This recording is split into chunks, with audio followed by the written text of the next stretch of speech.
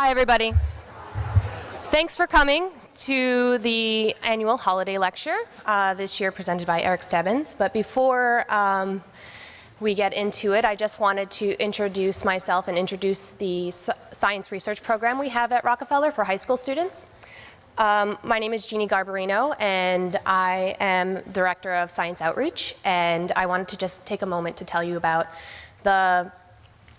as you can see, we have a program for the summer that our applications are closing on January 18th. So if you're interested in participating in the science research program this summer, where you'll be able to conduct your own science research project under the mentorship of an expert scientist, please consider applying. And we'll have a lot of things going on. I'll be bringing in a lot of journalists to talk about science writing. We'll be doing some workshops on critical thinking, and we'll be doing some cool fun things where we'll tour a couple of New York institutions where we can look at art or other scientific things like the Bronx Zoo or the aquariums and stuff like that. So if you're interested in applying, please do check out our application. Also, you can like the Science Outreach program on Facebook. And today, if you are on Twitter and you would like to live tweet the talk given by Dr. Stebbins, please use the hashtag #microinvaders. I'm going to archive all of the tweets and put them together and put them on a blog post, and you guys can see the wonderful notes you've taken via Twitter. So microinvaders is the hashtag, and I hope that you guys enjoy the lecture, and thanks for coming out in this awful weather. So with that, I'd like to introduce Dr. Simon, who will tell you a little bit about the holiday lecture.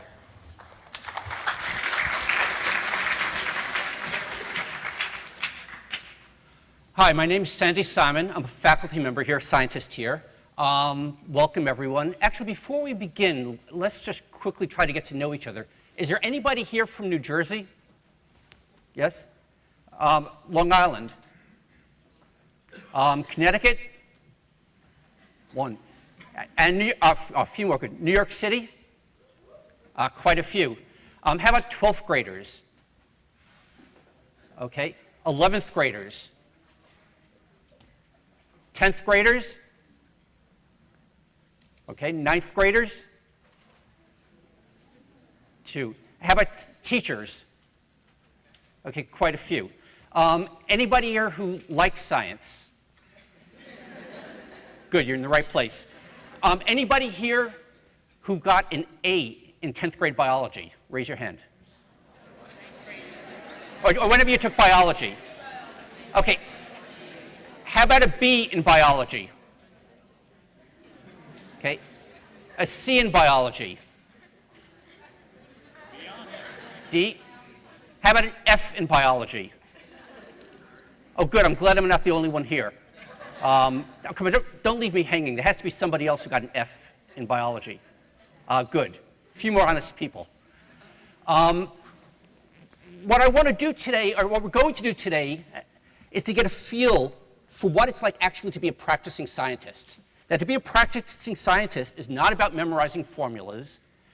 It's not about memorizing the periodic table. That's what we have these applications for. Being a scientist means learning how to ask questions. It means learning to explore. And what happens is when we do science, most of the time, things don't work out. Experiments don't work out. And they may not work out for a number of reasons. They may not work out because you've just messed up. I've done that in the lab many times. Everyone in my lab has. You just make a mistake. You mismeasure something. You misread something. Things may not work out because there's just something you didn't think about in the system that maybe you should have read about. Things may not work out because, in fact, there's something you didn't know, but in fact, nobody knows about it. There's some unknown or some variability. Sometimes things don't work out because, in fact, you've had a particular model. In fact, everyone in your class, for that matter, everyone in your field may have a particular model for how things work. And in fact, there's a totally different model that gives exactly the same predictions that you haven't even thought about, which actually ends up describing things even better. And what science is about is trying to confront the reasons why things aren't working, trying to explore, and trying to solve a problem. So what it means is you've got to sort of leave your ego at the door, and you have to be willing to self-criticize everything. criticize your technique, what you were doing, what you were thinking, and in the process, trying to solve a problem. And when you finally get things to work, there's this incredible rush. Because first of all, there's this great feeling of, I've overcome this barrier.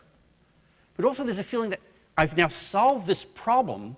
But what makes it really exciting is that when you solve the problem, that solution you get ends up being a piece then in the next puzzle you go on to. And then when you solve that, that becomes a piece in the next puzzle you do. And that is what I believe about science today, and that it's this sort of ongoing process of being sort of critically thinking about what you're doing. And it's what I had thought in high school, which is why I got an F in 10th grade biology. You see, my biology teacher was the sort where what he wanted you to do is basically just repeat back to him everything he said. And if you repeated back everything that he said, you would get an A in the course. And I kept on arguing that it's important to critically ask questions about things. And I was deemed a troublemaker. So one day I tried to make a point by, I don't know if you still have laboratory exercises. We had to dissect fetal pigs. They were about this long. What I decided to do is I went out to a biological supply house, and I bought a whole bunch of really small fetal pigs.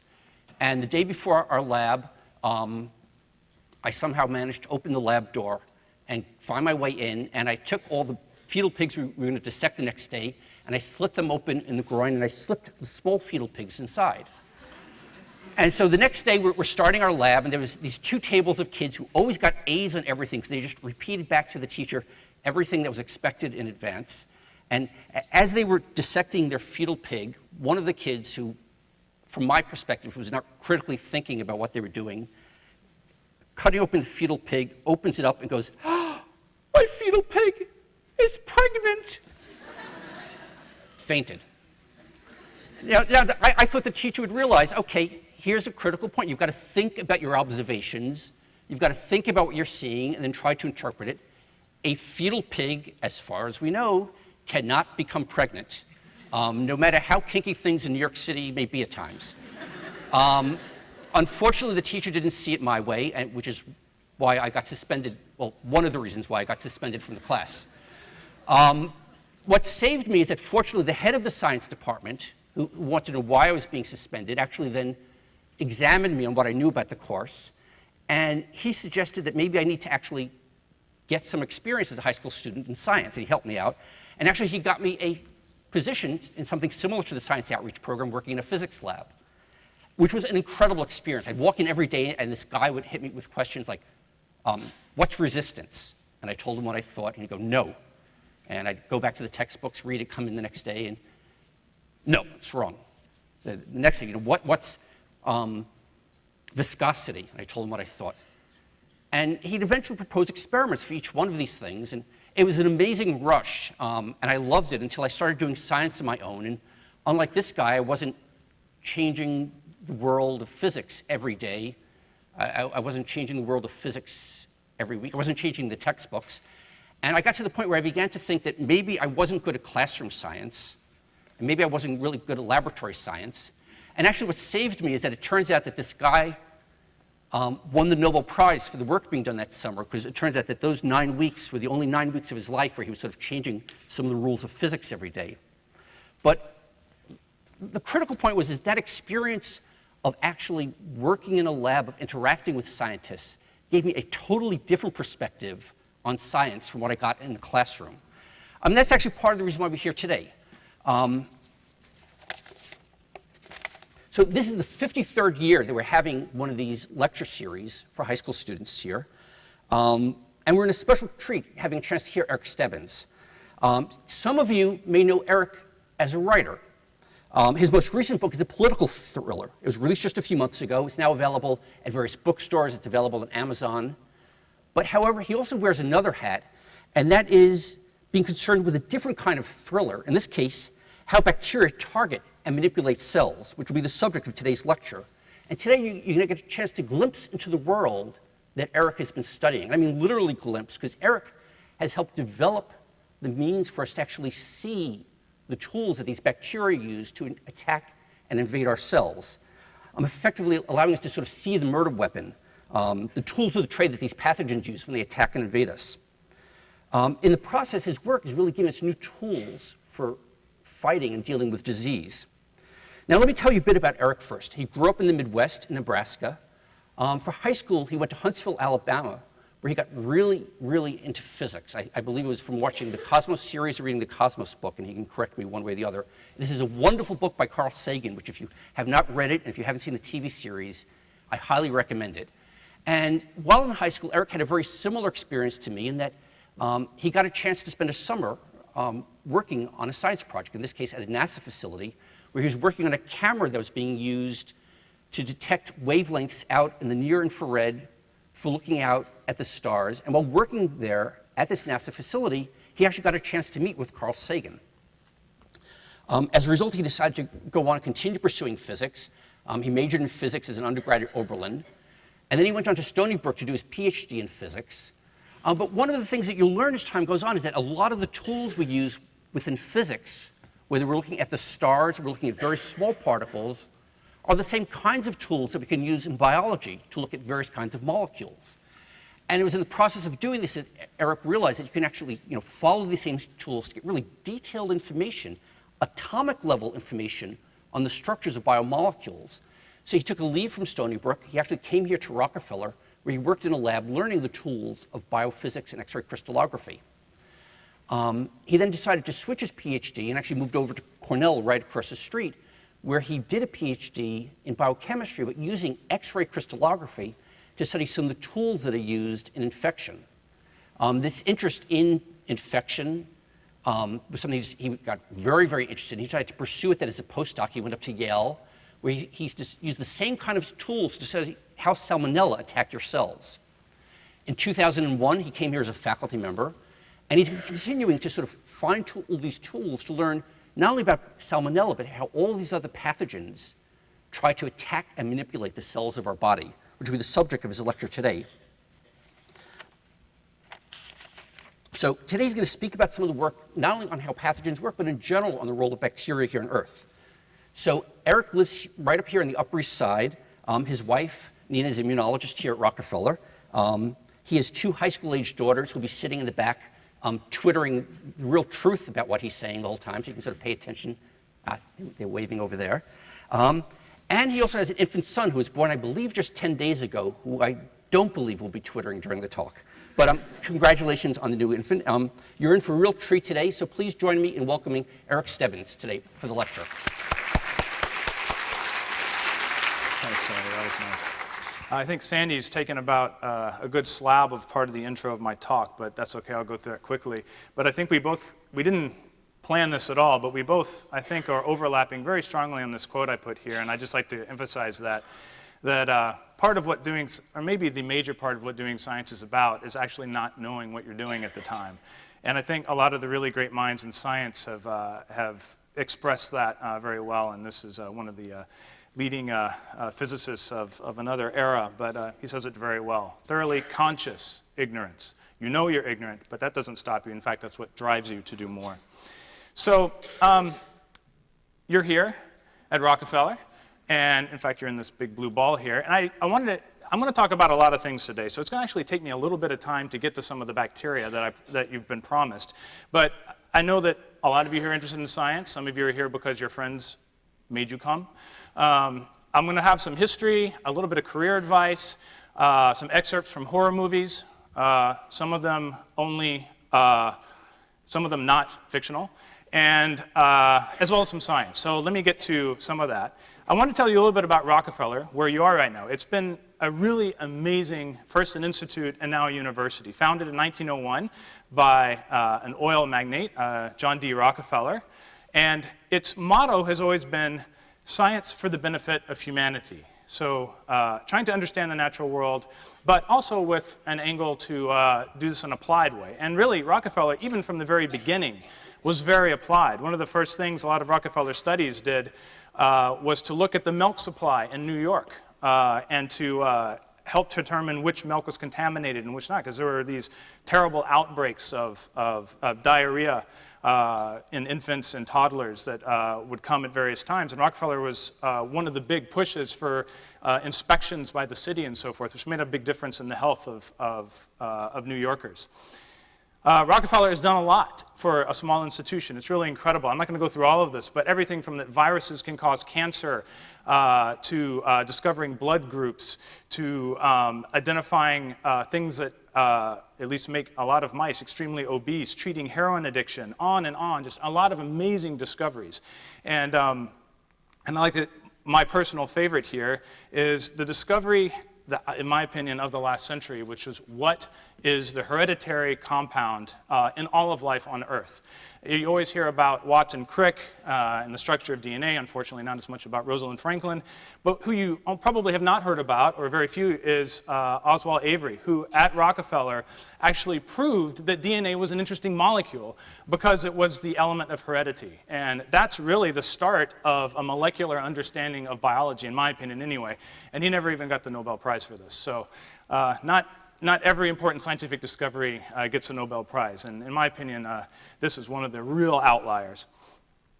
We actually have a long history of Nobel Prize winners, however, and 4 active awardees are here on campus right now. And I won't go into all of the research, but it's just an amazing place to be with a really incredible scientific history. So you're here. So this was going to be a little bit about me. I think Sandy actually said most of it. So I'll go through it rather quickly. This time it'll have pictures, so that might be more fun. I was born in the Midwest, so it's things, well, hopefully decent things can come out of the Midwest. It's possible. There's just a lot of corn, but it can happen. And indeed, my boyhood hero was Carl Sagan. Really, the way I came across Sagan was in the 70s and 80s, we did these long car trips. I don't know if people really do that as much anymore. But there wasn't much to do. There weren't DVD players. There weren't mobile devices to watch things. So the only thing we had were these 2-dimensional representations of thoughts called books. And I was reading one of these. I wasn't quite this young. I was about 12. But I fell absolutely in love with science. Not just the science being done now, because this book, it's pretty dated now, but it does this amazing history all the way back to ancient times, looking at some of the crazy and yet, given our knowledge base, logical ideas of our ancestors to try to understand the universe. And it goes through, you know, all the struggles, and how these ideas were refined, how the scientific method came about, and what we know about the universe now. And that I was sold, and I knew that's what I wanted to do. I wanted to be part of that whole historic process and understanding a little bit about our universe. So indeed, I went to work at NASA, ended up in Alabama. They don't make these anymore. They don't fly anymore, but it was a big deal at the time. They made the orbiter engines in Huntsville.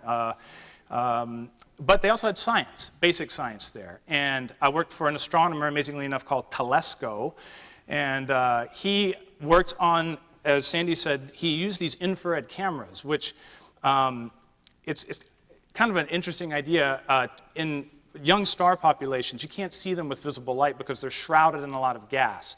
It absorbs higher wavelengths, but the infrared radiation goes through. So if you actually want to image these young stars and therefore try to understand how star populations are born and develop, you have to use other wavelengths. And so they had these cameras that would image in the infrared. The problem is that everything around us is literally white hot, so to speak, or red hot in the infrared. And so you had to cool these things down with liquid helium, which is really something, if you've never seen it happen, it blows liquid nitrogen out of the water, so to speak. It's very, very cold stuff. Anyway, he's done a lot of amazing work. He didn't do this when I was there, but he was one of the first people to discover exoplanets, planets around stars, not our own sun. And it was using this technology and everything. I didn't do very much. I wrote software to grab data from the cameras, but it was an amazing experience. I went on to college, and as Sandy says, and the reason I'm talking about this is not so much to talk about me. There's plenty of people that have had scientific careers, but I wanted to point out that the path in science is not necessarily linear.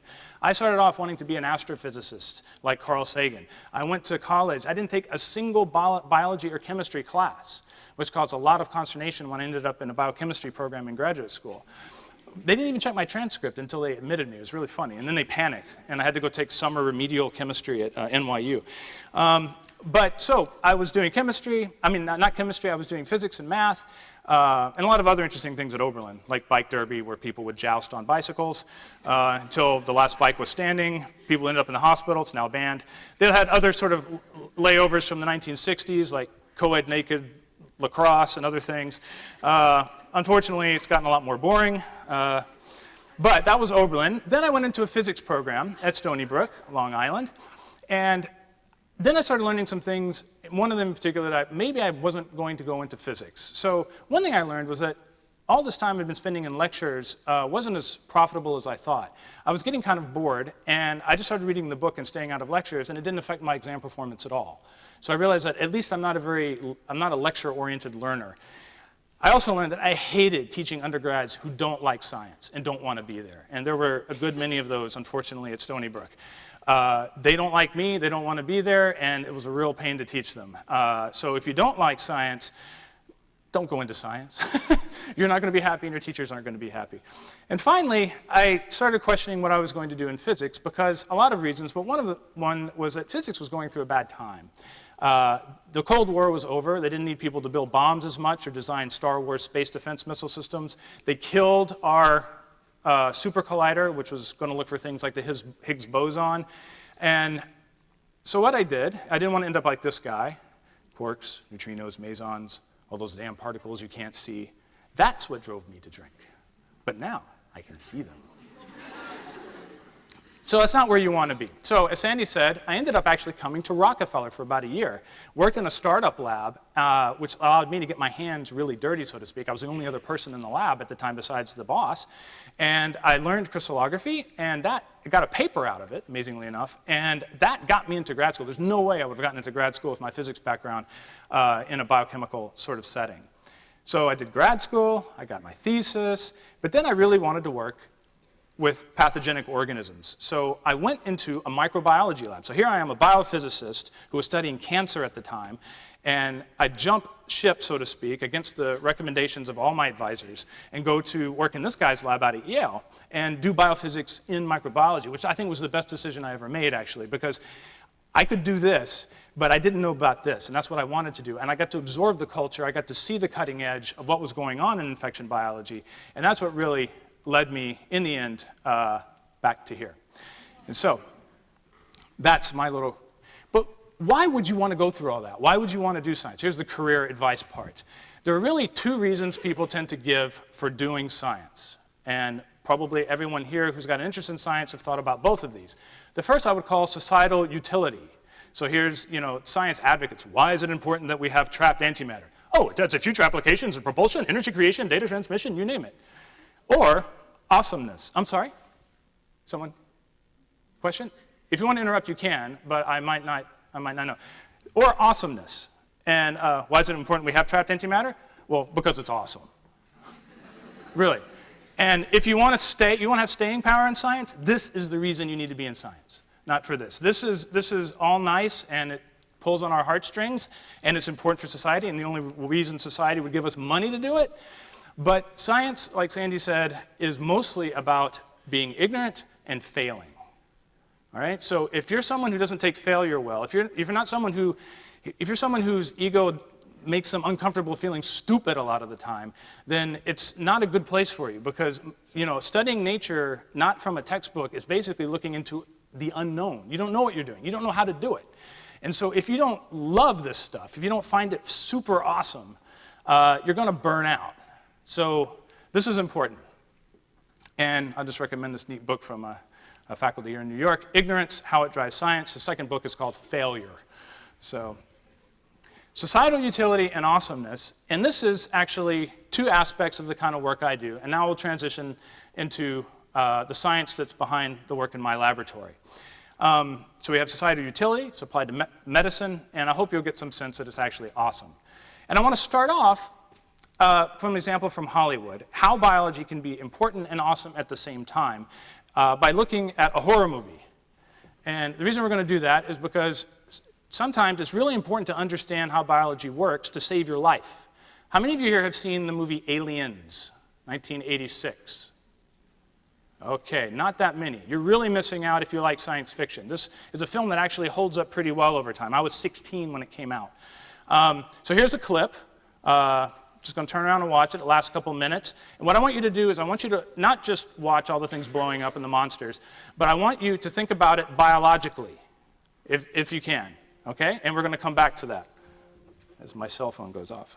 Okay, here we go. Dim the lights, please.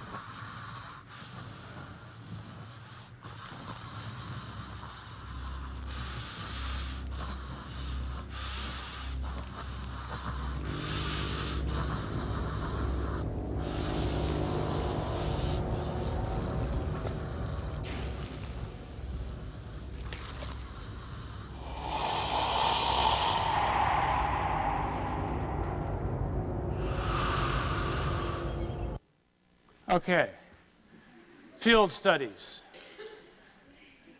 So let's play biologists and let's study the alien life cycle and how we might could intervene therapeutically. So we begin at the egg stage. Now, for those of you who haven't seen it, you haven't seen the whole life cycle, but I'll go through it now. So out of the egg stage hatches what's called the face hugger. That's actually the technical term. This attaches to your face. You see these very strong limbs here. You can't pry this off without killing the person. And it inserts a tube into your digestive system and puts an embryo, which then gestates for a while, and when it's big enough, it comes out of you as a chest burster. Okay? Pretty nasty. Then, this little thing, sort of unrealistically, actually, but it's Hollywood, matures very quickly into an adult, and then you can repeat the whole cycle. Okay, so this is the alien life cycle in a very simplistic form. So, where could we intervene therapeutically? Because you might want to stop this. So, obviously, she blew up some of these at the egg stage. That sounds nice, but you know, if the eggs keep being made or you miss a few eggs, you're kind of in trouble because you're going to get to the face hugger stage, which is really hard to intervene because so far no one's found any way to take these off without killing the person. Obviously, you could do some surgery on people that you knew were infected and remove the embryo probably, but you'd have to know they were infected, you'd have to be able to get to them. So that's complicated. And the adults you just really don't want to mess with. That's just, you know, Marines get taken out pretty bad by these guys. Of course, if you paid attention, you notice that there was essentially something similar to an ant queen, the one laying all the eggs. And they nest, they form colonies, these alien creatures. So this looks like a really great place potentially to target. If you can kill the queen, you stop the eggs, and you can try to start mopping these up again and prevent another queen from forming or something like that.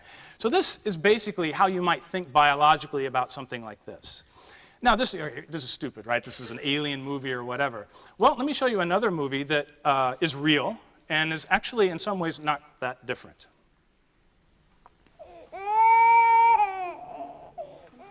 For thousands of years, the guinea worm parasite has caused disabling misery. Its victims infected by drinking water contaminated with guinea worm larvae. After a year, the adult worm, up to 3 feet long, emerges from the body through agonizing skin blisters that incapacitate and cripple. There is no cure for this, and the only treatment is wrapping the worm around a stick and pulling it out inch by inch every day for weeks. But now, the end of guinea worm disease is within reach, the result of a more than 2-decade eradication campaign led by former U.S. President Jimmy Carter and the Carter Center based in Atlanta. In 1986, there were an estimated 3.5 million cases of guinea worm in 20 countries in Africa and Asia. That number has now been reduced by more than 99%, with fewer than 3,000 cases, mostly in Sudan. The only way to stop guinea worm disease is to break its life cycle for at least 1 year. Across wide areas in Africa, that's the goal of field workers from the Carter Center, working with a coalition of governments and international agencies.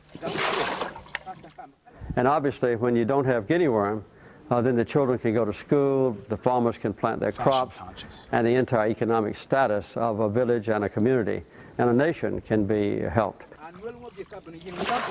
Their strategy includes public education to prevent contamination, supplying millions of water filters, applying safe chemical treatment to water sources, and providing safe water from underground wells. We hope and expect that within a year or two there will be no more guinea worm anywhere in the nation of Ghana. If they succeed, within the next few years, guinea worm could become the second disease in human history after smallpox to be eradicated from the earth.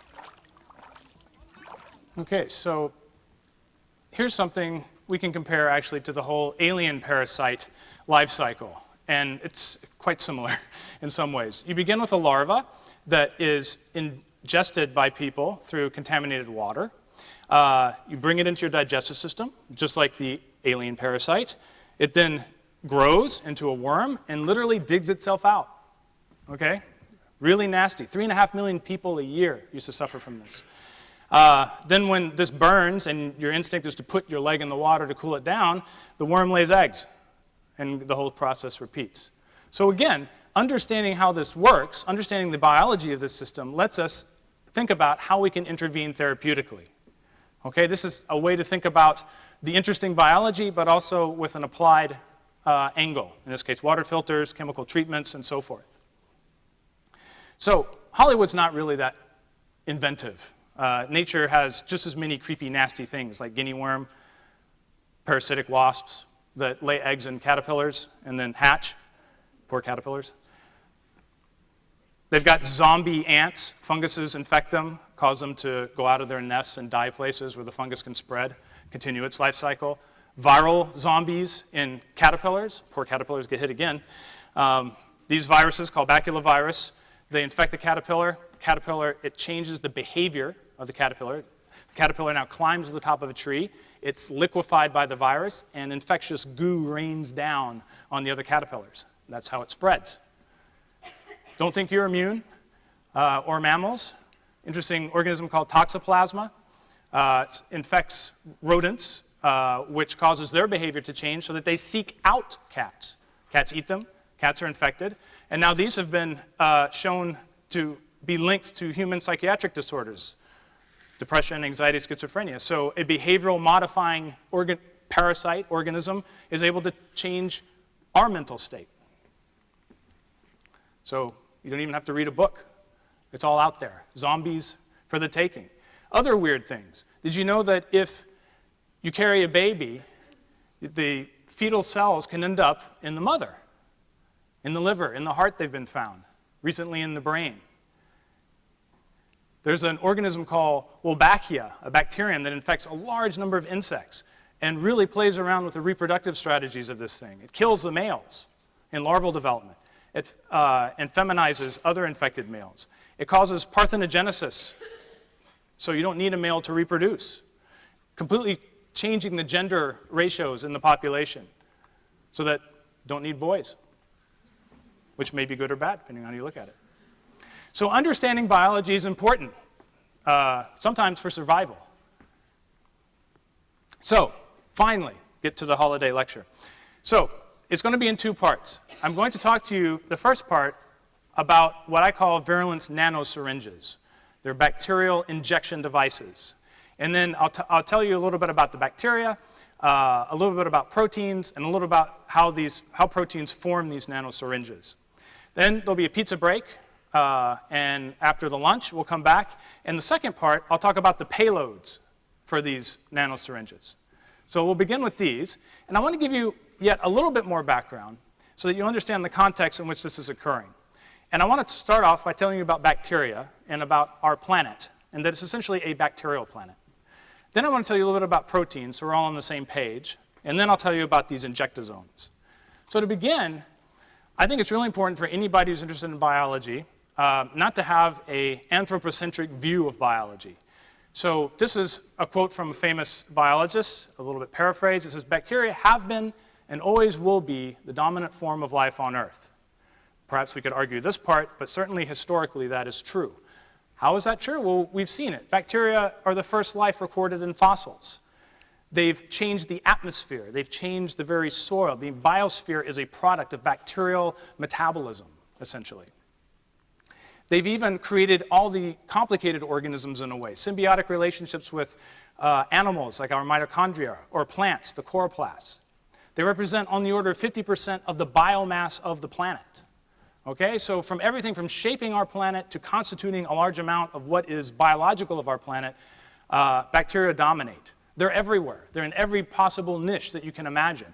There are thermophiles at the deep sea, in acidic environments, bacteria on the ice, bacteria that eat rocks. Okay? Bacteria do just about everything. They've adapted to everything. And in that context, primarily I would like to say we come into play.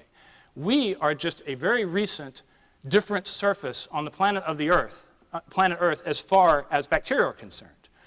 As soon as the Earth got into a condition where life could form, we had the era of bacteria, and we're here. So although we have a large number of cells in our body, actually in our intestines, there are 10 times as many, in terms of number of cells, of microbial cells. So you can almost look at us as incubators for bacteria. Maybe that's our role on Earth. Humility check. Now, we tend to think about the pathogenic bacteria. But as I've shown you, on most of the Earth, bacteria don't have anything to do with making anybody sick. In fact, most bacteria in their interactions with us have nothing to do with making us sick. Only about 1% are pathogens. There are those probiotics that everyone's selling products for now. In fact, there's some evidence to suggest that the bacteria in our intestines regulate our behavior, and which would make sense because it's all about food in that area. However, we're pretty focused on pathogens, the medical relevance, and there's good reason. There are a lot of bacteria that have been devastating to human populations. Hundreds of millions of people are thought to have been killed, for example, in the plague epidemics of the ancient world. So then, when we look at bacteria as adaptive organisms and as humans as just a surface to adapt to, you can ask then, how have bacteria adapted to the human environments? That's how I like to think about these questions. What ways have they found to survive and replicate in and on us? And one of the common answers, there are many different ways that they've done this, but one of the common ways is by controlling our biology, like we've seen in these other cases, these really creepy ways organisms can control the biology of other organisms. And they do this through the modulation of the biochemical processes that go on inside our cells. And to do that, they have special virulence proteins, proteins associated with disease, that achieve this modulation. And these proteins are the things that are injected by these molecular syringes that will be the focus of this talk. So proteins, what are they? For those of you who know about it, this may be boring, but I just want to make sure we're on the same page about proteins. And essentially, I want to emphasize that proteins are the actors on the stage of life. Okay, to understand life, you have to understand how proteins work. Everyone got excited a century ago when we understand the hereditary material, and they should have. That was an amazing discovery. But DNA doesn't make life happen. It codes for proteins, and the proteins are the molecular machines that make life happen. And to understand how proteins work, to understand how life works, like any machine, it depends on how they're put together. Okay, they work a certain way. So an important aspect of understanding how they work is actually imaging them. How can we take pictures of proteins to find out how they're put together? How can we actually see them to understand them? So here's a little analogy. If we were an alien race looking at the Earth, say from a faraway habitable planet, and we had a powerful telescope, what might we see? Well, we'd see the blue orb, of course. If we got a little bit more resolving power, we could zoom in. We can see continents, we can see clouds, we get down to, oh, it's some cities. And look at these little tiny objects here. What are these? They're moving around, they're consuming energy, they look purposeful in some sense. Well, if your telescope wasn't very good, it might look like this. And you'd have to try to guess indirectly what it did. And a lot of biology is about indirect guessing what proteins are doing. If you had a very, very good scope, you might see what it looked like. And you can see, oh, it's got wheels, it's got glass. You can start putting together what it's about. If you had an X-ray telescope, you could look inside. You could see all the parts that make this machine able to move, able to do the things that it does, and you could begin to really understand how it functions. Well, basically, that's what structural biology is about. That's what I do. We try to image these things down to the atoms. So instead of seeing little dark blobs at low resolution, or even something at medium resolution, or even a little bit better where you start to see different parts, we can go all the way down to see the individual atoms. And when we do that, we can see exactly how these things work at the chemical level. And that's where all the action happens. And we can begin to understand these. But how would you take these pictures? Why not just put them under a microscope and get a really big lens? Well, it's not going to work because these things are the size of atoms. And the wavelengths of light that you can use in a microscope and focus through lenses don't have enough energy to resolve something that small. So you can't use a light microscope. You can't do that. Yeah, here we go. So you need to do other things. You need higher energy wavelengths to probe something that small. And one of the most useful has turned out to be high energy X-rays. We can't focus them through a lens, but we can still use them. There are also some other methods. So my lab uses a technique called X-ray crystallography. And what that involves is essentially taking proteins, highly purifying them, and making them come out of solution, precipitate, not as a sludge, as would normally happen, but as a really nice formed crystal. And it's a bit of an art. It's not something we've really come up with a surefire way of doing. But once you have one of these, you can expose them to high-intensity X-rays, and you can determine where all the atoms are in the proteins that make up this crystal.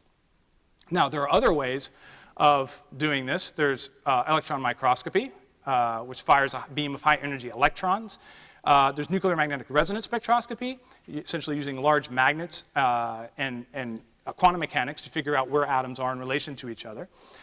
So there are many techniques available to study proteins. But just what are proteins? People usually think of proteins in this sort of context, or bodybuilders dumping in shakes. But in terms of the simple dogma of biology, DNA code to transient code to protein, proteins from the triplet codes of the DNA sequence code for different amino acids. Okay, these we use glycine, leucine, tryptophan, all these things that you hear about in certain detached contexts. But a protein actually is a long polymer of these, but importantly, one that adopts a three-dimensional conformation. So here's an RNA polymerase transcribing this red strand of DNA. It's copying the DNA onto the transient RNA molecule. This is sort of a schematic representation of what happens. This molecule goes out to protein factories. And that's here we're coming out here. Here comes the RNA. It's going to go into this ribosome, which then all the amino acids come in here. This is a machine. And what it's doing is reading these triplet codes. It's attaching the right amino acid to a growing chain that's your protein. This comes out. It's bound by little chaperones to make sure it doesn't fold wrong.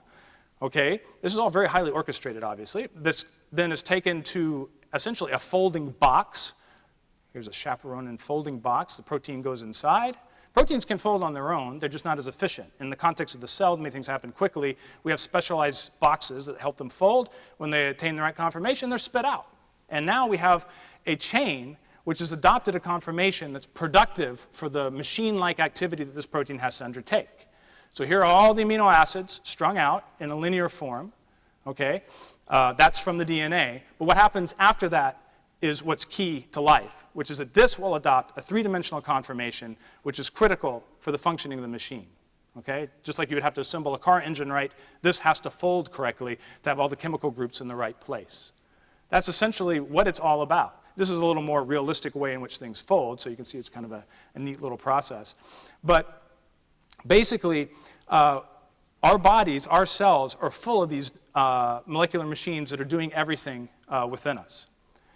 So that's what I really want to emphasize that. But proteins are the main players and are also the weapons infectious agents use against us. So they also have their own proteins. And in this case, they will be injecting them into our cells and manipulating our biology. And we have ways of looking at these and understanding how they function. So finally, okay, so I've told you a bit about bacteria and the context of infection. I've tried to give you a sense, hopefully so you're on the same page about a reductionist machine-like idea of biology. And now I want to talk about these injectosomes, okay? So the bacteria that I study and that carry a certain kind of injectosome are all gram-negative. This is a class. This includes a lot of food poisoning type bacteria, Salmonella, E. coli, Shigella. The plague organism, Yersinia pestis, is a gram-negative pathogen that uses one of these. Many organisms. They have a particular problem they have to solve. If they're going to make a protein in one of these factories inside their cell, how are they going to get that into our cells to do something? The tricky part is not only do they have to get through our cellular membranes, they have to get through two of their own cellular membranes. Gram-negative bacteria have two lipid bilayers. And they've evolved quite a few ways to do this. There are currently on the order of about 6 genetically and functionally distinct injection systems or secretion systems known. And I'm not going to talk about all of these, obviously, but I will focus on one called the type 3 secretion system. And this is the one that's used in all these pathogenic contexts that I'll be focusing on. But not just virulence.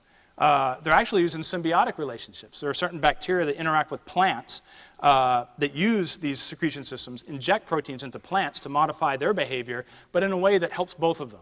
They're not pathogenic, they're symbiotic, they're helpful to each other. Also, they're used in motility. If you've ever seen bacteria swimming with flagella, those long flagella are made up of proteins that actually are secreted through one of these systems and then polymerize on the outside. So it's not a pathogenic secretion system, it's a motility-related one. But this talk will focus on the ones that are involved in putting in virulence factors, a separate class. So this would be the context of how it might work. You've got a salmonella bacterium in your intestine looking around for a home. It attaches through some adhesions to intestinal epithelial cells, assembles one of these molecular syringes. Part of that is a pore-forming set of proteins, and then it injects all these proteins into your cells. Okay? These do a lot of things. They turn on proteins, for example, that send signals to do other things. They have proteins that bind, scaffolding proteins that change the structure of these in the cells.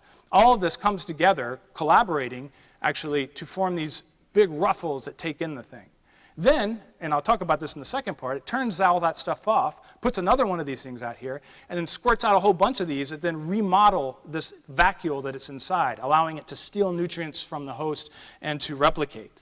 So, I mean, this is, in my opinion, is amazing, or more amazing than anything that you'll see in Hollywood. It's an amazing case of adaptation to the host. And basically lives inside the cell for quite a while until it's ready to get out and spread, and it causes an inflammatory reaction. That's the diarrhea, and it spreads back into the environment, and the whole life cycle starts again. So these are organic nanosyringes spanning 3 membranes. And we basically focus on the one from Salmonella, but we've studied quite a few others as well. Like I said, Yersinia, the plague, the Salmonella species causing typhoid, the one causing food poisoning, Pseudomonas aeruginosa, a lot of hospital opportunistic infections, millions of deaths, billions of treatable infections, poorly documented around the world, but it's quite a few. There are also biodefense and antibiotic resistant concerns. In our infinite wisdom, we've weaponized some of these things. Both the United States, and particularly the former Soviet Union, made antibiotic-resistant strains of Yersinia pestis. They've done anthrax and also smallpox wonderfully, but so that's a concern. Growing antibiotic resistance problem makes all of these very medically relevant. We're running out of drugs to treat these diseases. So understanding how they work hopefully will help us understand how to treat them. And finally, for those of you who are more into sociology, politics, there's a political connection, amazingly enough, to this story that I discovered just a few years ago. I'll just let you hear this little video. Many of Behe's doubts were tied to a remarkable biological motor. I remember the first time I looked in a biochemistry textbook and I saw a drawing of something called a bacterial flagellum with all of its parts in all of its glory. It had a propeller and the hook region and the drive shaft and the motor and so on. I looked at that and I said, that's an outboard motor. That's designed. You know, that's no chance assemblage of parts. So then, this is a proponent named Michael Baye who talks about, he's part of a creationist movement that doesn't like the idea of evolution, and they came up with an idea called irreducible complexity. And his argument essentially that biological systems are just too darn complex to have evolved from simpler or less complete predecessors. And one of his favorite examples, until recently I think, was the bacterial flagellum. It really is an amazing motor. There's so many little parts, you take one part out and it's not going to work. And so his idea was that there's just no way that could happen in nature. I always wondered why people thought that just because we couldn't understand something meant that it was impossible. But beyond that egocentric aspect of it, there's also another interesting refutation to that. So this is sort of an image of the flagellar motor. And of course, this is controversial potentially, so if you want to argue with me about it later, that's fine. But it's relevant. A lot of debate in the culture. So here's the flagellar motor. And it actually is a lot of this stuff down here, not the spinning part, but the part that secretes flagellin, as I mentioned, is a secretion system, a type 3 secretion system with a lot of homology to the pathogenic type 3 secretion system. That is not a motor, but has a lot of similar components that make it up in terms of getting things out. So actually, here's a case where you have 2 very different systems, one of which is argued to be irreducibly complex, the pieces of which, some of them, are used in other systems. So here you have a potential counter-argument to the idea that you can't just have these pieces. This whole thing had to be designed and just put together by, in sort of a cosmic religious sense, not something that could have happened by chance through natural processes.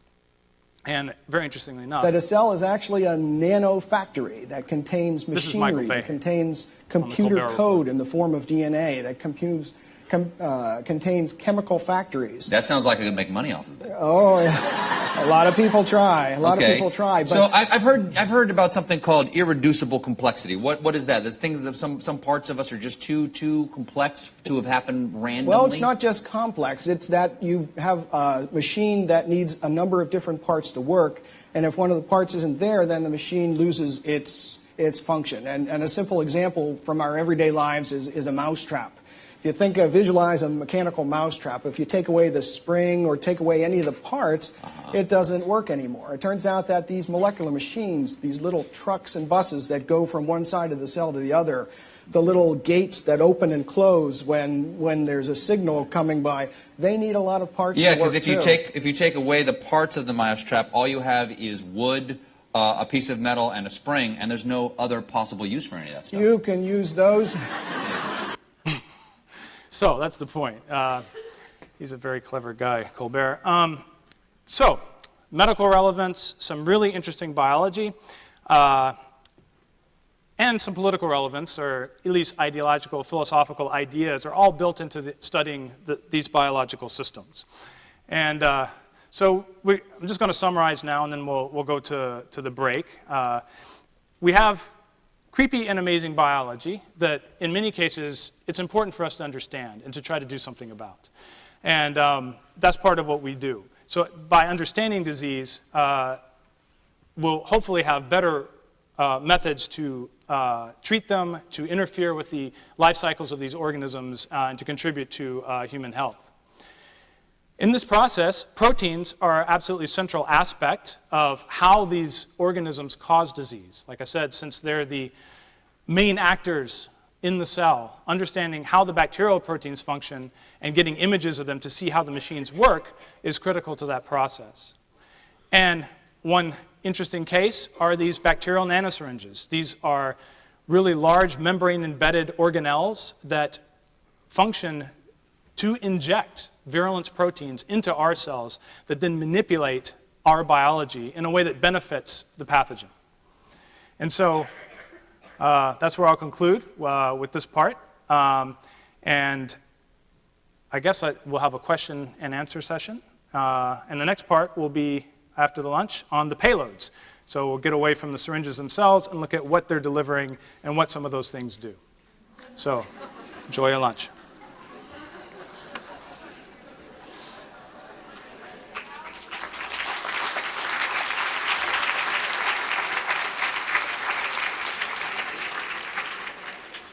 Anyone who asks a question gets a stuffed pathogen. Come on. Who wants a stuffed? E. coli, salmonella, plague.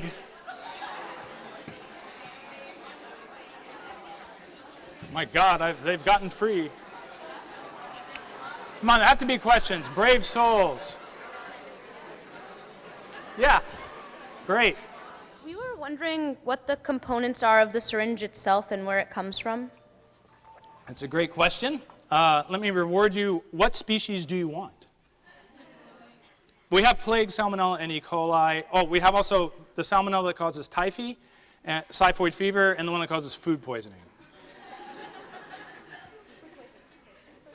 Which one do you want? The white one. The food poisoning, and you? Which one? Okay, but you're going to ask a separate question. Okay. We had the same question. Same question. Okay, well, are you going to split this one then? Okay. Here you go. Good catch. Okay, so where did it come from? Basically, we don't know exactly. The oldest sort of genetic evidence for the proteins that make up this system, and I'll tell you a little bit about those in a second, are about 1 billion years old. As we get, there are people who do a lot of bioinformatic reconstructions of genomes, and they can sort of date how old some of these are. This is not my field, and I don't want to comment on that. But they're estimating somewhere on the order of about 1 billion years old is where they first get, they can see that these things are coming together. It's in chlamydia, actually, where they think the oldest form of these took shape. And interestingly enough, in chlamydia, the genes that make this up are kind of scattered throughout the bacterial genome, whereas in all the organisms that the other organisms that use them now that seem to have more modernized versions of these, all those genes have been assembled onto these little units, these cassettes that are swapped around with bacteria, actually, sort of like antibiotic-resistant cassettes or iron scavenging. So bacteria share genes a lot. That's how they get antibiotic resistance. A lot of the genes that code for the elements in this device are now all organized and easily swapped around. But in chlamydia, that's not the case. Probably I'm getting the organism wrong, but I'm trying to remember the paper. But they're scattered throughout, and the estimate was it's about 1 billion years old. Now, so how is this put together? Well, so I should have gotten some better images. So you can see the syringe-like shape. This would literally be the needle. There's a filamentous protein that's actually a substrate of this. Once this bit gets assembled here, and the energy-dependent machinery inside the bacterium, it secretes its own needle that then polymerizes. It's kind of like the flagellum in the bacteria. That goes through a similar process. So you have this bit here, which is a ring-forming bit, and then this bit, which is another ring-forming bit. Each of these traverse a bacterial membrane. Okay, so remember, these gram-negatives have two membranes. This is the inner membrane, and then this will be the cytoplasm, where the DNA is, where the proteins are made, and so forth, the inside of the cell. Then there's a lipid membrane. This protein is embedded in that. It's a pore. Okay, so there's a channel through this whole thing.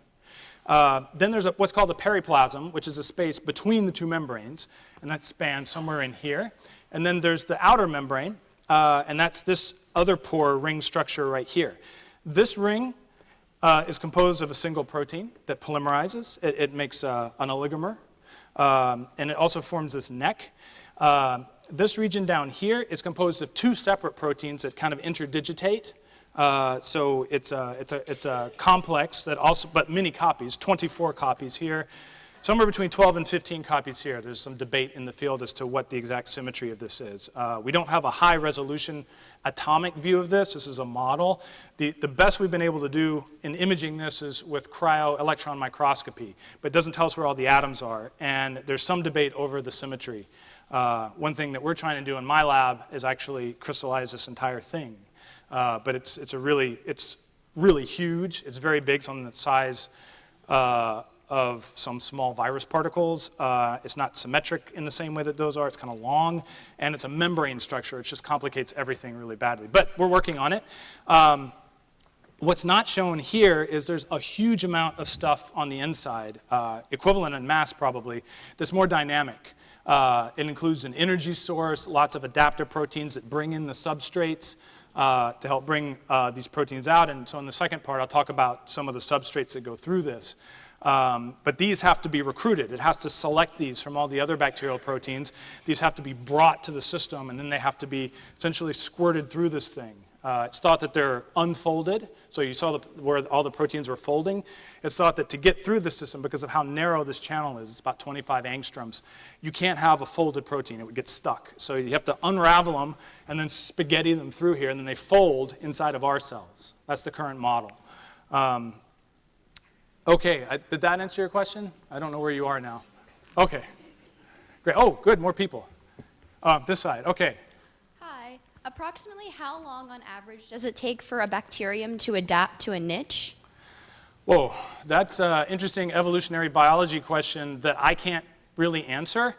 It depends on the niche. It depends on how, what genes are available. So if you're saying there's a particular niche that it needs to get, if it's something that it can already extract, nutrients, and it's not hostile to the bacterium, it doesn't have to do anything. It just gets its nutrients and it goes on, replicates.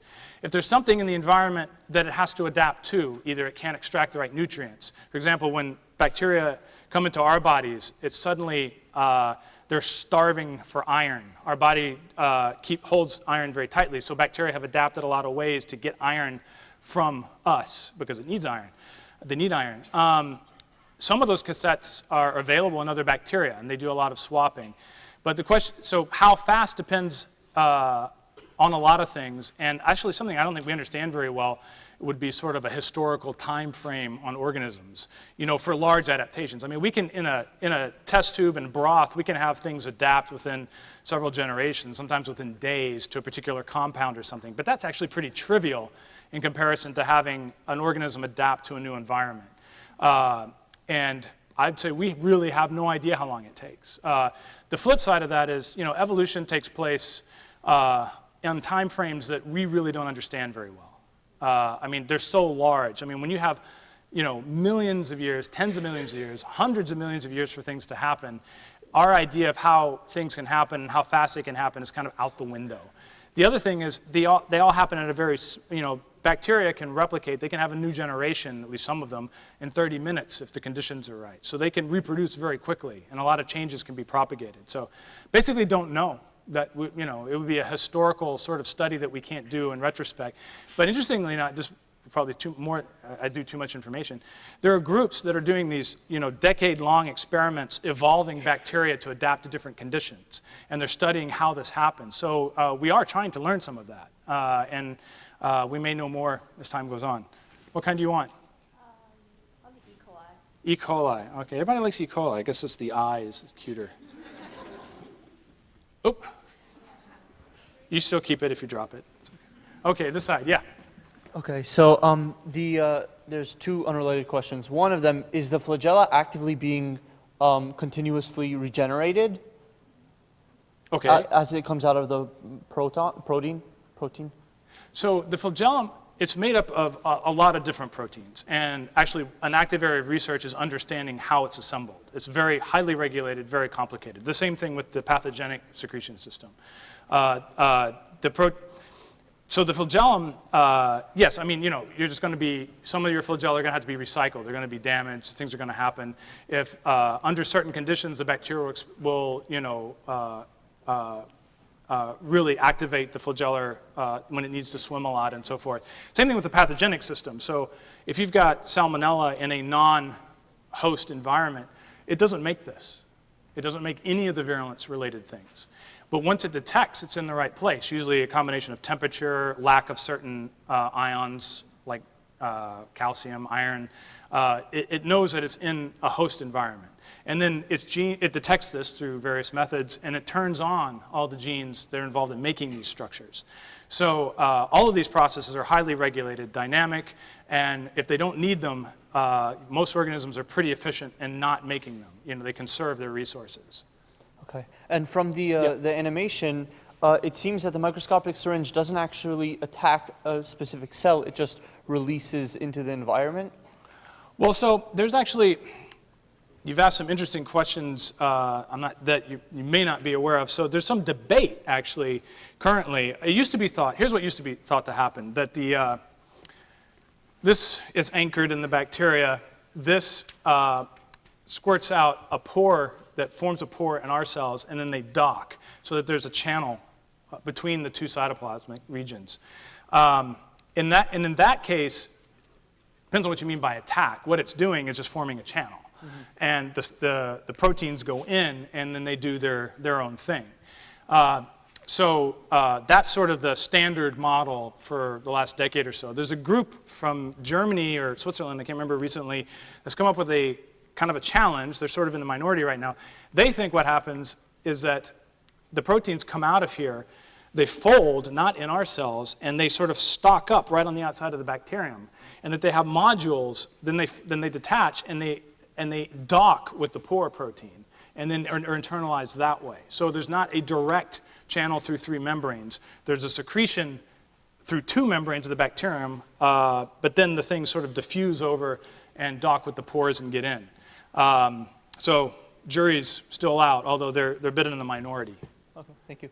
Okay, you want a giant microbe? What do you want? The white one, okay.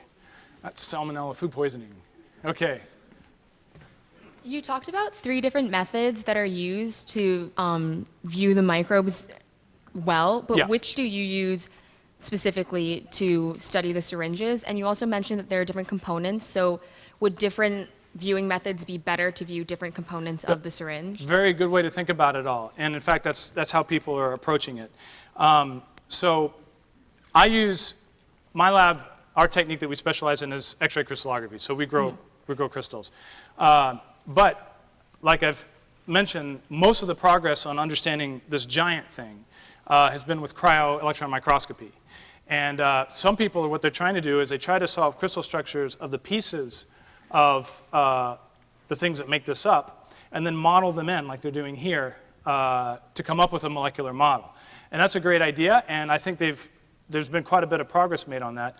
Unfortunately, one of the main problems is, like I even mentioned, there's a lot of debate about the symmetry of this, so we don't even know how many are here, so you don't know how they all pack. Second of all, we can't solve all of the parts of this. And in fact, some of the most interesting parts are the things we can't get at. The regions that go through the membranes, as opposed to the periplasmic regions, or some of the regions that kind of hang off in the cytoplasm, are the hardest to work with, the parts that go through membranes. And that's always the case. Anything that goes through lipids is very difficult to work with in a test tube and to do things with. And so there has been some progress in modeling pieces of crystal structures into the lower resolution electron microscopic data, but at this stage, I think it has not allowed us to assemble a molecular model of this. So I think people will continue to pursue that, and maybe they'll get there. Another way of trying to do it is to really go for the whole thing assembled, and that's sort of been our strategy the last few years. Okay. So that was a great question. Good scientific way of thinking. So what deadly organism do you want? What kind do you have? Plague, typhoid, food poisoning, and, well, E. coli does a lot of things. You can have hemorrhagic diarrhea, whatever you want. Can I have the E. coli? Yeah, you can have the E. coli. Just be careful with it. Okay, this side. Yes, hi. I have two questions, and the first one is, do any of your observational techniques like X-ray, what was it called? X-ray crystallography. X-ray crystallography, they somehow alter the structure of like the object you're studying? Yes. If from a physics background, if you're going to observe anything, you will always alter it, quantum mechanics. But more directly, all of these techniques, given enough time, essentially blow the proteins apart. So X-rays have a lot of energy. That energy is absorbed in different chemical bonds in the proteins that make up the crystals. That will eventually lead to degradation of the crystal and make it useless. To get around that, to slow that whole process down, to slow chemistry down, one way to do that is to make things very, very cold. So, and so we cryo-cool these things in streams of gaseous nitrogen that's right above the boiling point. So they're very, very cold, and chemistry happens a lot slower.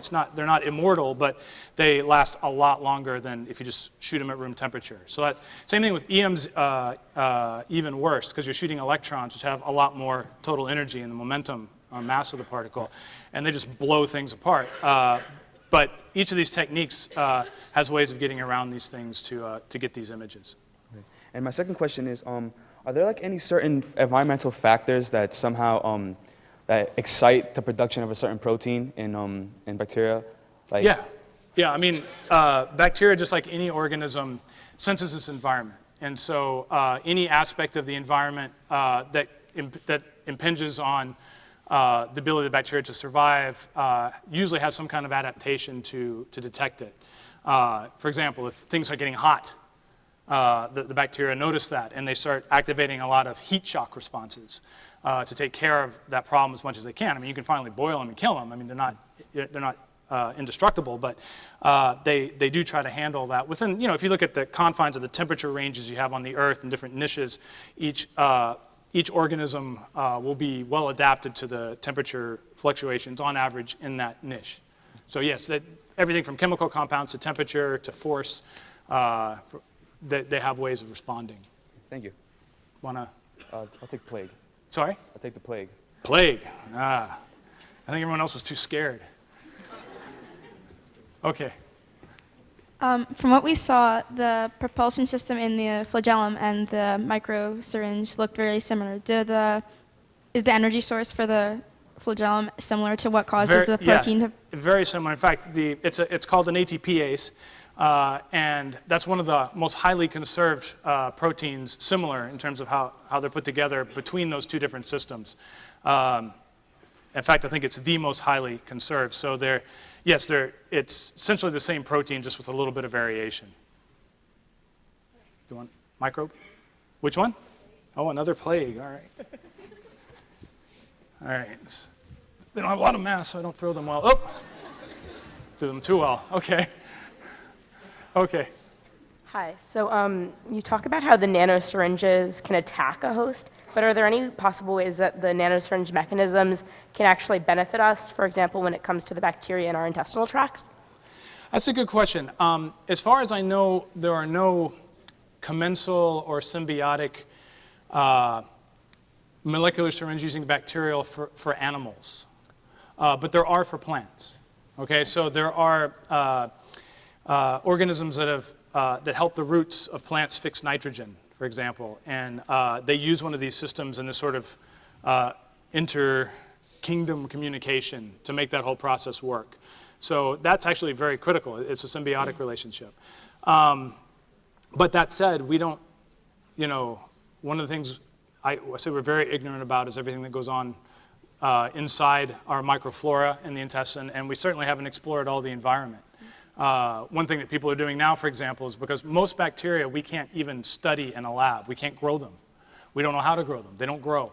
So people are literally using genomics to determine the DNA sequences of bacteria that we normally wouldn't be able to see from dirt or water. They go out at sea and just troll and then just do DNA sequencing, and they can get a sense of what's there, but we can't grow them yet. So that's beginning to study probably a lot more bacteria that we don't even know anything about. So maybe there's something out there. Maybe there's something that's symbiotic. I wouldn't be surprised. And one idea that my group had was kind of a weird one. It's almost certainly not going to work. But this is a protein delivery machine. So imagine that you had a cell in your body, or you had a disease that was because you had a malfunctioning protein, or you had a deletion in your genome of that protein, a digestive enzyme, so you couldn't eat certain foods or whatever. What if you could put that protein back in the cell? So one idea was, instead of doing that by putting the gene in to make it, maybe we could inject it through one of these devices. But that's still kind of on the drawing board. Want a microbe? Can I get typhoid? All right. Here you go. My accuracy is dropping fast. Okay. Hi. I was just curious, do gram-positive bacteria have a similar syringe system? Not that's known, no. There's a system for piling up factors at one pole and kind of trying to deliver them, and it's poorly characterized at this point, but it doesn't look like they have anything like this. But we may be surprised. You want a microbe? I'm thinking to carry the box around. Typhoid sounds good. Which one, sorry? Typhoid. Typhoid, okay. All right. How does the bacteria make enough ATP to power the protein, since the bacteria can only go through glycolysis? Can you say a little louder? I can't hear. How does the bacteria make enough ATP to power the protein, since the bacteria can only go through glycolysis? Well, bacteria have a large number of ways of generating ATP through different metabolic processes. And one of the main reasons Salmonella likes us is that both in our intestinal tract and in our cells, it's got access to all kinds of nutrients from which, beyond simple glycolysis, there are a lot of ATP generating mechanisms, for example. So that's really not a problem. The reason they're inside of us is because we're a great source for energy. So that's usually not a limiting factor. Another question? Sorry? No. Okay. I'll have a typhoid. Okay. Running low on typhoid. Oh, sorry. Almost. Okay. We're this side. Hi, I have two questions. The first one, is the vacuole the only place bacteria can multiply or reproduce? No. In fact, a lot of bacteria don't live in vacuoles. Salmonella is just one that does. Like Shigella, for example, which is kind of a cousin of E. coli and Salmonella, first gets into the cell and through a vacuole, but then it busts out of it and grows into cytoplasm. A lot of Yersinia species don't even grow inside cells. They can grow. You can get bacteria. You can get what's called. I'm become medical now. I'm not an MD, but like septicemia, where you have things growing not inside of cells, but like in the blood and other tissues. So no, they can grow in all kinds of different places.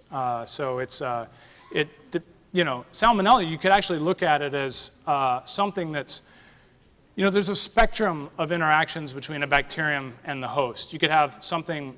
Most of you probably have studied about our mitochondria, which have their own genome that's similar to a prokaryotic genome. So it was probably some sort of symbiotic internalization event a long time ago. So that's sort of one extreme, something that, it's an invasion event that then becomes permanent and beneficial and becomes a new thing.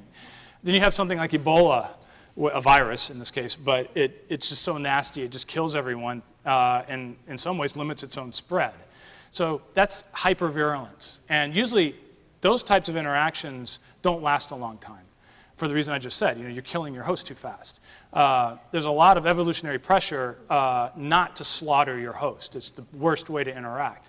And so you got the spectrum in between where you have things that make you relatively sick to just a little bit sick to things that, it's not sick and it's not healthy, it's just sort of there. And we have a lot of those inside of us. Then we have a lot of them that are beneficial to us. That have learned we depend on them, they depend on us. So all of these have different kinds of interactions. And salmonellas is just one that's pathogenic to a certain degree, but mild, actually, when you think about it. There are orders of magnitude more infections than there are deaths. So most people don't die. You just don't feel good for about a week. Anyway, and the second question, if bacteria were here before we were, then were there pathogens back then that would affect us now? Well, poor bacteria, we're talking about how evil they are in this talk, but they're just slaughtered by bacteriophage, which are bacterial viruses. So, one might say that parasitism is one of the oldest types of relationships on Earth. And in fact, it may have even evolved prior to the formation of cells, in a way. So if you had a piece of DNA or RNA, depending on what really started everything off, that's replicating, one way, let's say you had a slight mutant of that wouldn't grab chemical reagents from the environment to replicate, but would just sort of attach to another piece of DNA and sort of use it to replicate itself. That's a parasite, in a way. It's a pathogen. And we've got loads in our genomes and bacterial genomes, and every genome on the planet, there are all kinds of parasitic DNA of various complicated forms. A virus is perhaps one of the more complicated forms of parasitic nucleic acid. But there are smaller, there are jumping genes, transposons, there are all kinds of things.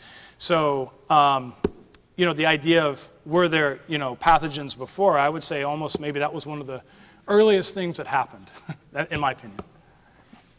Are there any E. coli left? Let's see, yes. He's the hairiest.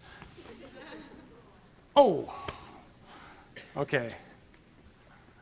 How are we doing on lunchtime? So we're doing good, okay. Everyone's starving? Hi, I have two questions, one for you as a scientist and one for you as a science fiction fan. Okay. My first question is, since the guinea worm virus cases have been decreased by approximately 99%, has the remaining 1% of the virus cases been examples of evolved bacteria that have now been immune to the treatment? Okay, so just a few corrections. So guinea worm is a worm. Sorry, the disease. So it's not a virus or a bacterium.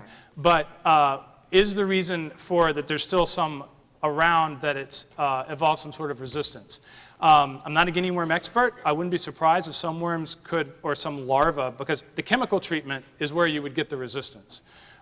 They do treat the water to try to kill the larva, and I'm sure if there hasn't, some could get resistant. The other place they interfere with the life cycle is by filtering them out of the water. And there's no way they can get around that because they can't change their size so small that they can get through the filters. Or they wouldn't be these organisms anymore. They would have to completely change. So they won't. So my guess is the reason it's still around 1% is probably not as much due. I'm saying this, I'm not a guinea worm person here, so I might be wrong. You can look this up. I would guess that it's not because of resistance to the treatments in the water, but probably because it just hasn't been applied thoroughly in all places, and that there's still some. I mean, some of this is in Sudan, for example, which is just a chaotic country with war and all kinds of stuff. And it's hard to go in and have everybody stick to something that takes a year of concentrated work. You have to filter every single time someone drinks something. And do it right and not have holes in the filters, and do that in a war zone or a country that's in chaos is very hard to do. So I wouldn't be surprised if the remaining is due more to implementation issues than resistance. If that makes sense. Okay, and the science fiction? Oh, the science fiction question. Do you like Doctor Who? Yes. I know him personally.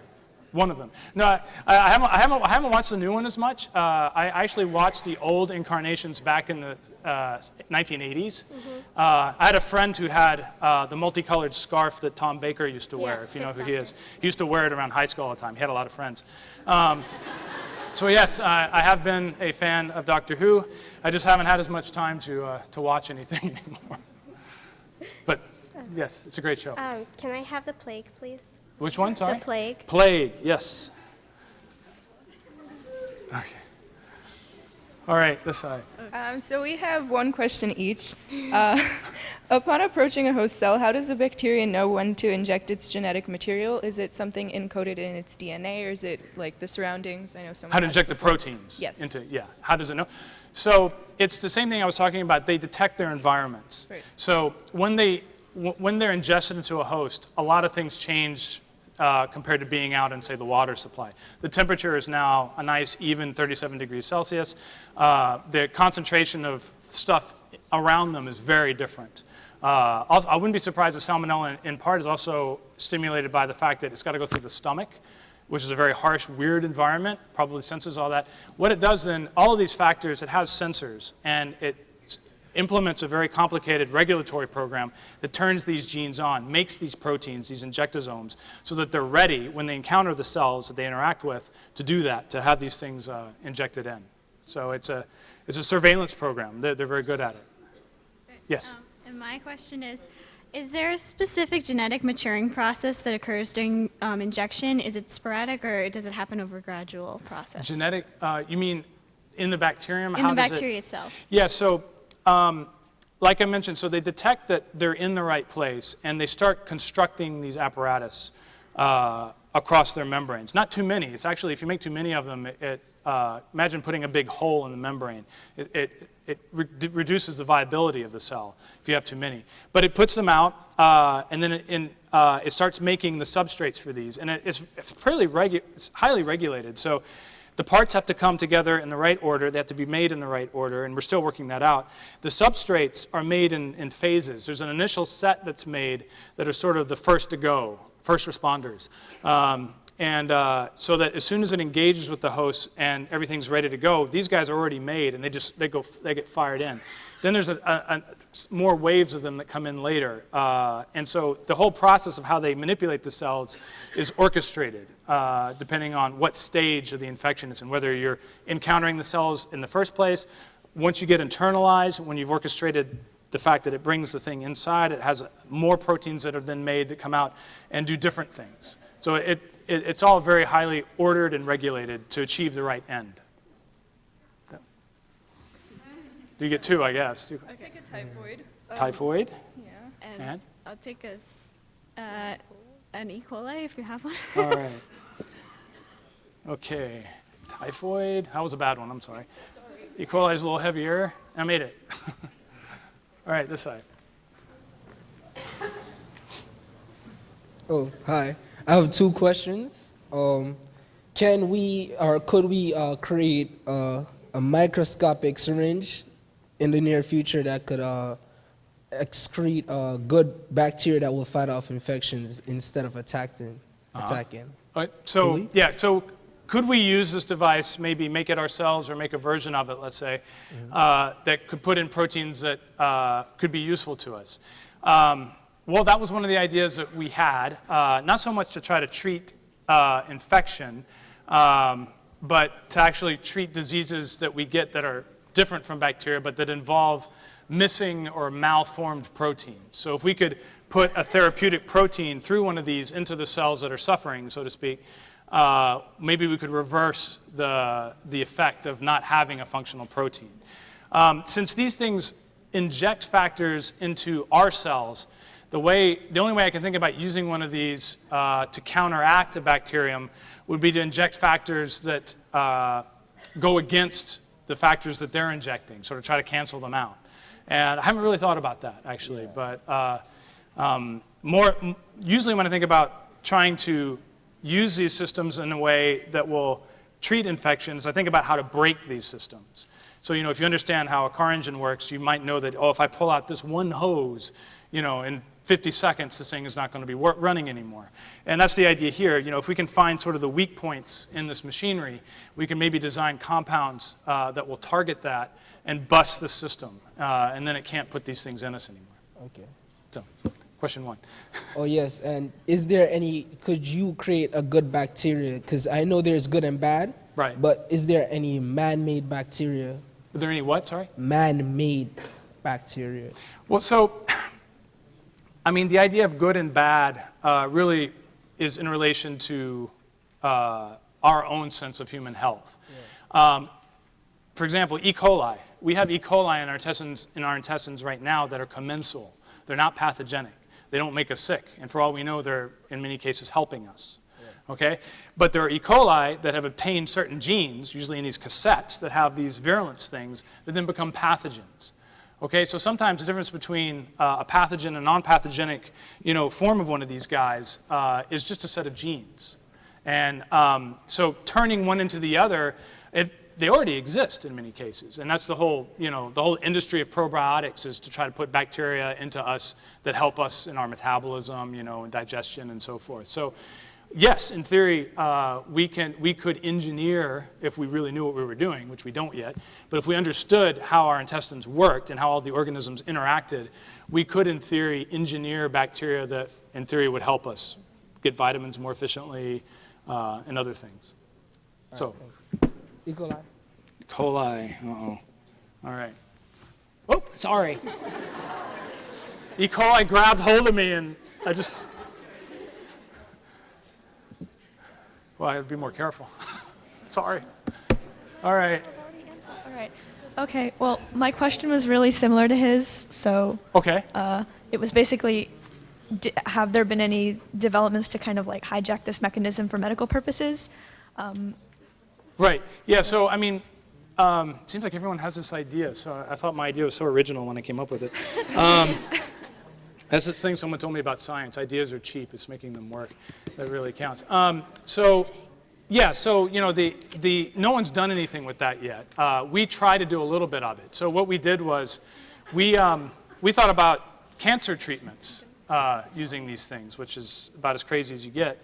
And we were just trying to do a proof of principle. We could grow cancerous cells in tissue culture on plates.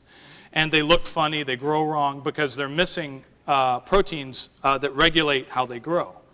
And what we thought is, what about if we could put those proteins back into the cells? Could we transform them back into normal looking cells? And the answer is, right now, I don't know. Because the problem is that, this system, there are hundreds of proteins that go through the various versions of these systems in different bacteria. But they've evolved in the context of going through these systems. If you take a random protein from our body, let's say a key growth regulatory protein that's important in the development of cancer, it's not necessarily well suited to go through this system. And that's what we found. Most of the things we try to put through this are very inefficiently secreted, so much so that we can't get any effect in the cells. We found that the smaller proteins do better, probably because they're easier to unfold and they don't gum up the thing as much. But we're still very much trying to make that work and don't know at this stage if there's a way to turn this into a therapeutic system. And my friend had a question here. Miranda, how is it that when the bacterium inserts itself to a host cell, the host cell doesn't recognize it and tries to get rid of it? They do in some cases. I mean, there are many features on a bacterium, including the flagella, that activate our immune response. That's one reason Salmonella likes to go inside and hide, because the cells that look for these things can't find them. It hides from the immune system. Plants actually do a very good job of this. Their immunity to this type of system is they've got a set of genes, at least the resistant plants have a set of genes, that recognize certain proteins that go through the system. And when it ends up in a plant cell, the plant cell has proteins that recognize them and set off a chain reaction that actually is kind of a scorched earth policy. All the cells around get a signal and they commit suicide. And so you ever seen plants that have these like brown splotches when they're infected? Well, that's what's going on. They're like, the whole place is nuked. And the bacteria die, the plant cells die, but the rest of the plant stays healthy. Whereas plants that don't have those recognition elements, the bacteria spreads throughout the whole plant and kills it, or at least makes it really, really sick. So yes, some organisms have evolved immune systems to recognize parts of this. Plants in particular are very good at identifying the individual proteins. You guys want bugs? Plague? Which one? Plague? Plague. Okay, didn't injure anyone. Do you have another E. coli? Uh-oh. See, E. coli is dangerous because it's got these long things, and that's why I ended up injuring one of our audience members. Yay, okay. Maybe just a few more as it's 12:05. Okay, how about I'll take one more question and then we'll go do the lunch. I'm sorry, but you can come ask me afterward if you have other questions. What aspect of a bacterium is affected when, by the antibiotics, and how does it work to? Say again, a little louder. What aspect of a bacterium is affected by antibiotics? By antibiotics, how does it work? Oh yeah, it depends on the antibiotic. Most antibiotics that we use, interestingly enough, did not come from our own design, at least initially. They were identified as products from other bacteria, sort of a germ-to-germ warfare kind of thing. What they do is they target certain aspects of the key metabolic processes of the bacteria. So one of the most common is bacteria have to make a cell wall. Okay, it shields them from the environment and everything. Some antibiotics mess up with that so that they can't make their cell wall anymore, they can't reproduce, they can't divide. That's one way. Some of them prevent the synthesis of proteins, so the bacteria can't make proteins anymore, and they eventually can't survive because of that. Some inhibit the transcription of the DNA to make the RNA that goes out to make protein. So in a way, they're interfering with protein production as well. So all these different antibiotics have different targets, most of them pretty severe, things that end up either making the bacterium unable to flourish, they're called static type antibiotics, or things that cause the bacteria to just die fairly quickly, lytic types of antibiotics. So all kinds of different things. Okay, which one? And then we'll go to lunch. The plague. Plague, all right. Okay, I hit someone else. So there'll be lunch, and then we'll have the second part, and there'll be time for questions there too, so you still have a shot. So as you're sitting there and digesting your food, think for a few moments about Erec's talk. One of the things that he pointed out is that all of us have within our intestines many bacteria, some of which he said are helpful for us. Bacteria that are helping to do various things, provide important functions for us, our immune system. But if you think about it and sort of meditate about this as you're digesting your food, there are actually more bacterial cells in your intestine than your own cells in your body. They outnumber you. They are using you to go out to walk up the steps and grab the pizza for them and put the food in. The question is, who is in charge, the bacteria or you? And with that, we'll lead into the second part of Erec's talk. And please let's welcome Erec Stebbins back again.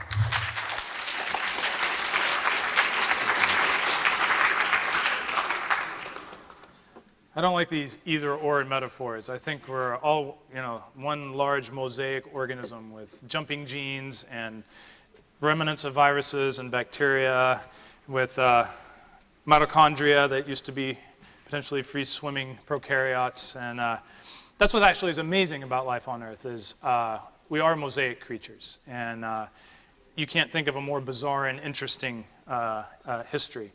But wouldn't be surprised if it's not that dissimilar on other life-sustaining planets. I wanted to call out one thing that I forgot, and the other thing I forget is I'm not supposed to walk around the stage too fast because they're trying to film me, and I've been really bad about that. They've only got one camera, so it's kind of hard to track.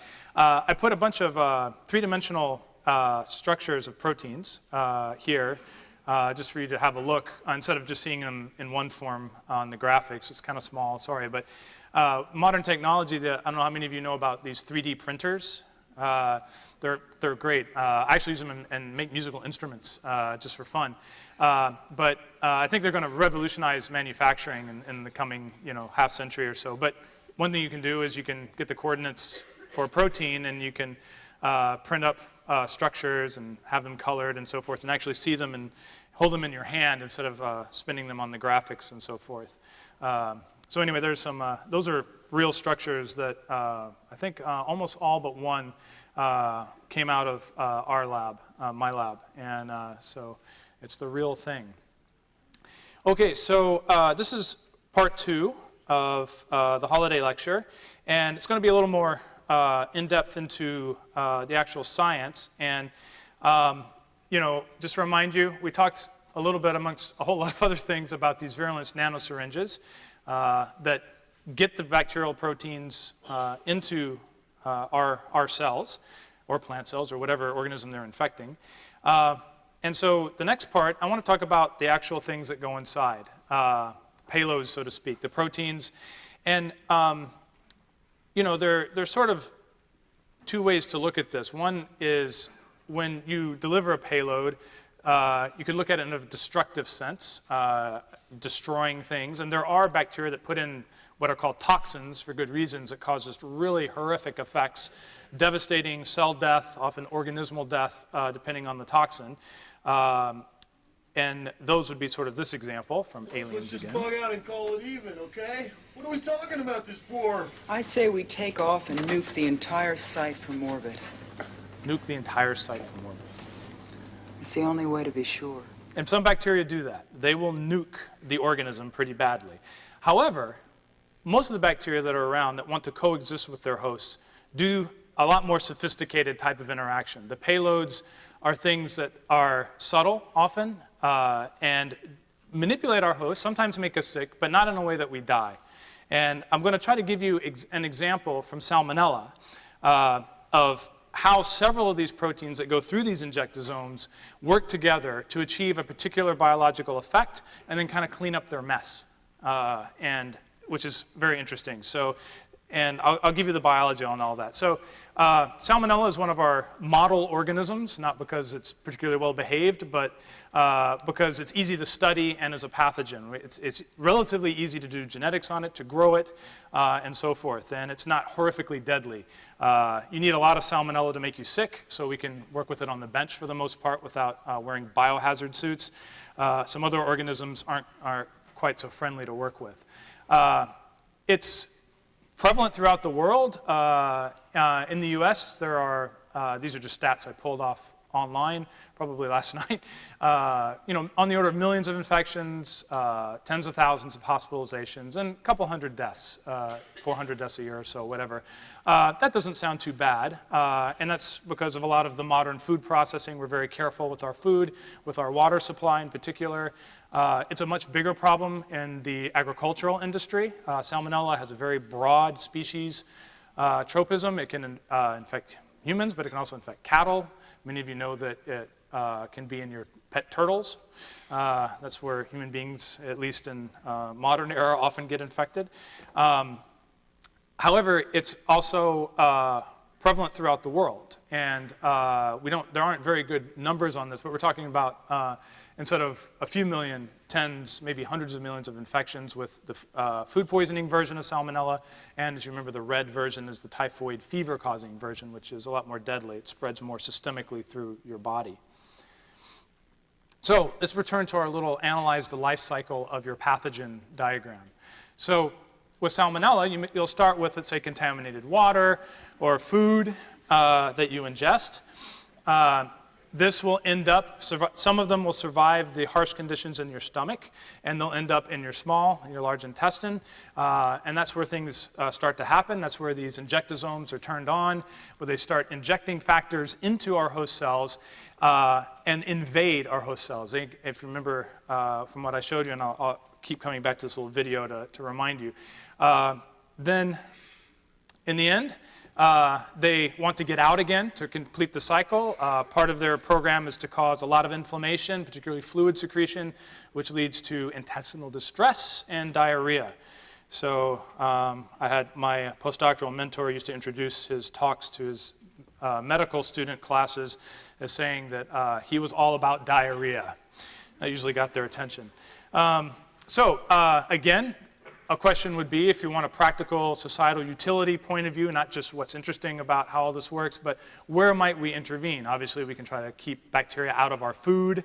We could try to do something about how it establishes itself either in the body or in our cells. This is sort of, it's too late. Just hang on. But what we focus on is the basic biology of this stage. And what I'm going to tell you about today is just a small part of what Salmonella does, but it's sort of a theme, a thematic story, which is a regulation of the cytoskeletal structure of the cells that Salmonella invades. So to get inside, it's got to change the shape of the cells in order for the cells to engulf the bacteria.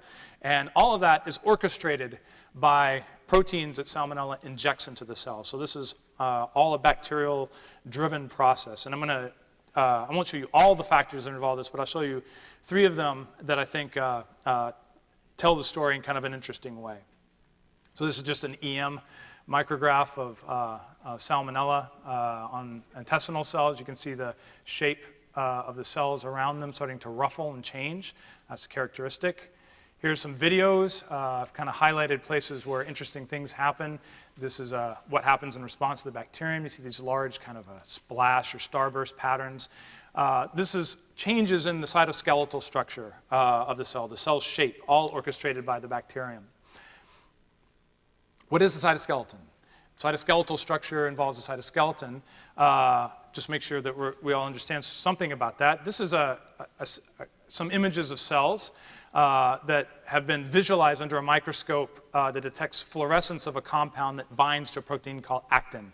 And you can see this protein actin makes these amazing sort of girders, long fibers through the cell that help give it shape.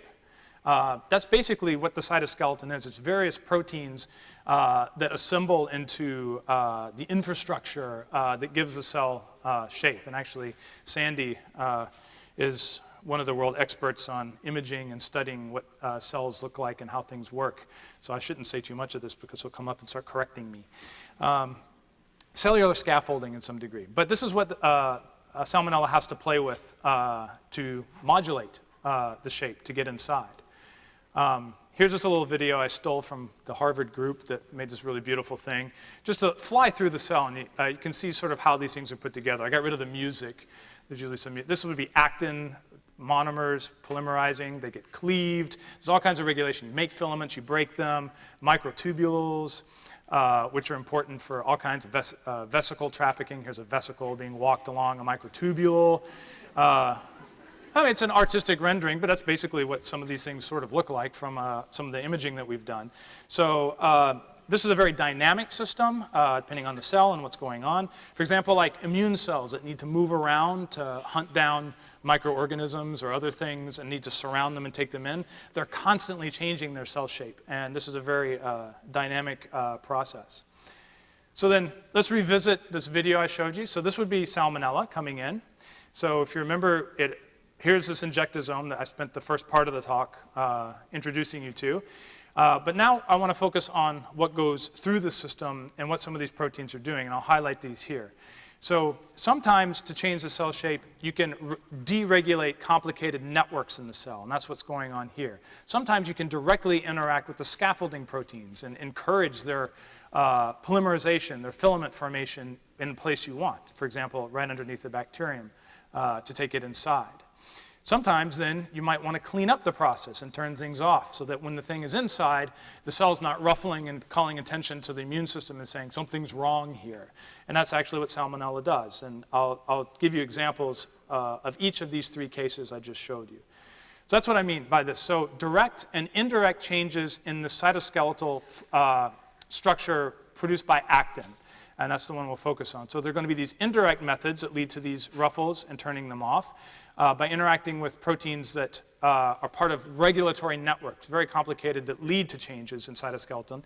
And then proteins that directly bind, directly interact with cytoskeletal proteins. So this whole process, through the injection of these things leading to cells that get deregulated in shape, ruffling, internalization, and then re-regulation over time. Here's an example, actually probably pretty simple, of a regulatory network that involves the cytoskeletal shape. Here's actin, here are different structures and so forth. And here are just a small number of the proteins and the networks and how they communicate with each other in the cell. This is a modern area of biological research. They've called it various things. usually systems biology and things like that. But it's a very, very complicated program. It's very hard to understand by just looking at a few proteins. Unfortunately, to do biology, we often have to work with just a few proteins. And so we get little snapshots that are sometimes misleading, but sometimes very informative. And what I've sort of highlighted here is where this talk is going to focus. These proteins, EDC42, Rho, RAC, these are proteins that are members of a family called the Rho GTPases. And I'm going to get more and more detailed about how these function. So this is going to get a bit more sciencey, a bit more biochemical than the first part of the talk. But hopefully it'll be interesting to a good many of you. So what are the Rho GTPases? They're proteins that are central to this complicated regulatory network that I showed you. So here's a very simplistic experiment, but it gives you a sense of how powerful these proteins are. For example, here are Swiss 3T3 cells. It's the kind of cell you can easily culture and look at how they're shaped and so forth under a microscope. Now, what the experimenter did, and this is something that was done 15, 20 years ago, was they took each of these different Rho GTPases and overexpressed them in the cell. They put them in a cell and made too much of them. Okay? There are ways of doing that by putting them on pieces of DNA and getting the protein made at higher levels than normal. And so then they imaged the cells that were making these proteins at abnormally high levels. And so you can see what happens when you have too much signaling from these molecules. And so it just gives you a sense of what they're doing. It's kind of dramatic. So phenotypes of overexpression of different Rho GTPases. So when you overexpress a protein called RAC, you can see instead of getting sort of a standard shape, you get this sort of blebbed membrane ruffles. If you overexpress one called Rho, I forget which Rho it is, or it's Rho A, there are a lot of Rho proteins, but it leads to stress fiber formation, like some of those initial images that had cell types with very strong stress fibers. And CDC42 led to these sort of microspikes or Philippodia. So you can see that, now this is an overexpression experiment, so we're really distorting the system here by doing that, but you can sort of see that each of these has different roles in the cell. They lead to different types of effects. And the bacteria that need to modulate the structure of cells know which ones to hit, so to speak. You know, they've evolved to be able to target the right players in this complicated network. So the Rho GTPases, here's some more detail on how they function. A key aspect is that they bind a nucleotide. Okay? It's guanine with various number of phosphates. Okay? So it's either a trinucleotide, here GTP, or a dinucleotide form, GDP. This would sort of be what it might look like in the context of binding a protein highlighted on the molecule. Why I'm showing you this is that these GTPases, they hydrolyze, they with help, they're actually pretty poor on their own, and that's part of their regulation, but they hydrolyze, remove one of these phosphates. Very simple sounding thing. Why are we all excited about this? Was because the form of which form of the nucleotide is present in the Rho GTPase determines whether they are turned on for signaling toward the cytoskeleton or turned off. Okay? So the basis of whether you get changes in the cytoskeleton often comes down to the presence of a phosphate group here. And I'll sort of show that here. So here's, just to remind you of the nucleotide. Here's that fun network where all these things are communicating. And this downstream signaling, kind of a broad term, involves a lot of this stuff. But so what you have is these proteins, the Rho GTPases, when they bind the trinucleotide form, they're on. And what that means is the regions around the nucleotide that can sense whether a third phosphate is there or not change their conformation. Okay? So when they're binding GTP, they're in a conformation that these other signaling molecules can bind to them and then transfer signals into all these complicated networks. However, when this is hydrolyzed, when you cleave that off, those regions change their conformation, and these other proteins don't recognize them anymore. And they can't transmit these signals to other proteins, and so they're off.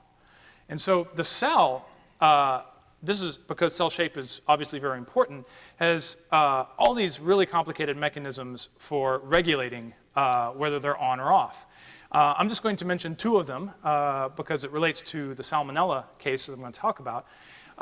There are proteins that turn them on.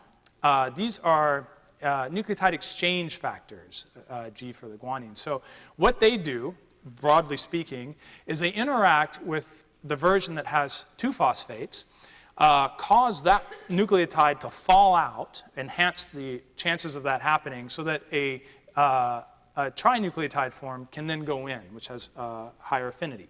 So they essentially promote this exchange. That's why they're called exchange factors. And by doing so, they turn them on. So these are activators. Then you have things called gaps for GTPase activating protein. What these do is these have a very slow intrinsic rate. If you just let them sit around, they'll slowly move to this form. But the cell needs things often to happen at a much faster rate. So they use these guys. They send in proteins that stimulate the hydrolysis. And what these usually do is they put in a chemical group that helps the chemistry happen a lot faster, catalyze the whole thing. And these shunt these to off. Okay, now there are a lot of other things that happen. This is a very simplistic picture of this, but it'll help to understand what's coming next, because the bacteria have found ways of targeting these different aspects. So Salmonella, as I mentioned, so there is this needle apparatus, this injectosome, and what it wants to do in the initial stages of infection is get inside. It's in the intestine, it wants to get inside the cell, and it wants to play with the cytoskeletal structure. And it's got a whole genomic island devoted to this. So if you remember in one of the question sessions, I think that's where I talked about this, that bacteria have the genes that make up that code for the proteins that make this up, and also the substrates that go through this, sort of concentrated now in these tight cassettes, genomic cassettes. These have been termed pathogenicity islands.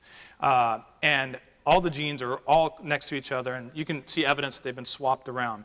There's one called SPY1 for Salmonella Pathogenicity Island 1, first one discovered, and it's associated with this invasion phenotype, the ability to get inside cells. And 3 of the proteins that go through the injectosome from this island I've highlighted here, and I'll be talking about it. We're really 4, but these are sort of cousins. There's one called CYP-A, which binds directly to actin, and there are 2 indirect modulators which target these Rho GTPases I just introduced you to. And that's where I'll start. These are very interesting because one, you can see the arrow, this means it's an activator, and this means it's an inactivator. And I'll get to that because so the rest of this talk really is going to be focusing on these 3 proteins. So I'm going to go into a lot of detail, and this is sort of where it gets a lot more sciencey. I'll present the crystal structures of these proteins. Some of them we've done, 2 of them, and one of them was done by another group. And the models for how they function and work together to create the internalization phenotype. And I'm going to start with what I call the Tao of Salmonella. So this is opposite effects by these 2 proteins, SOP-E and SOP-E2, and a protein called SBTP.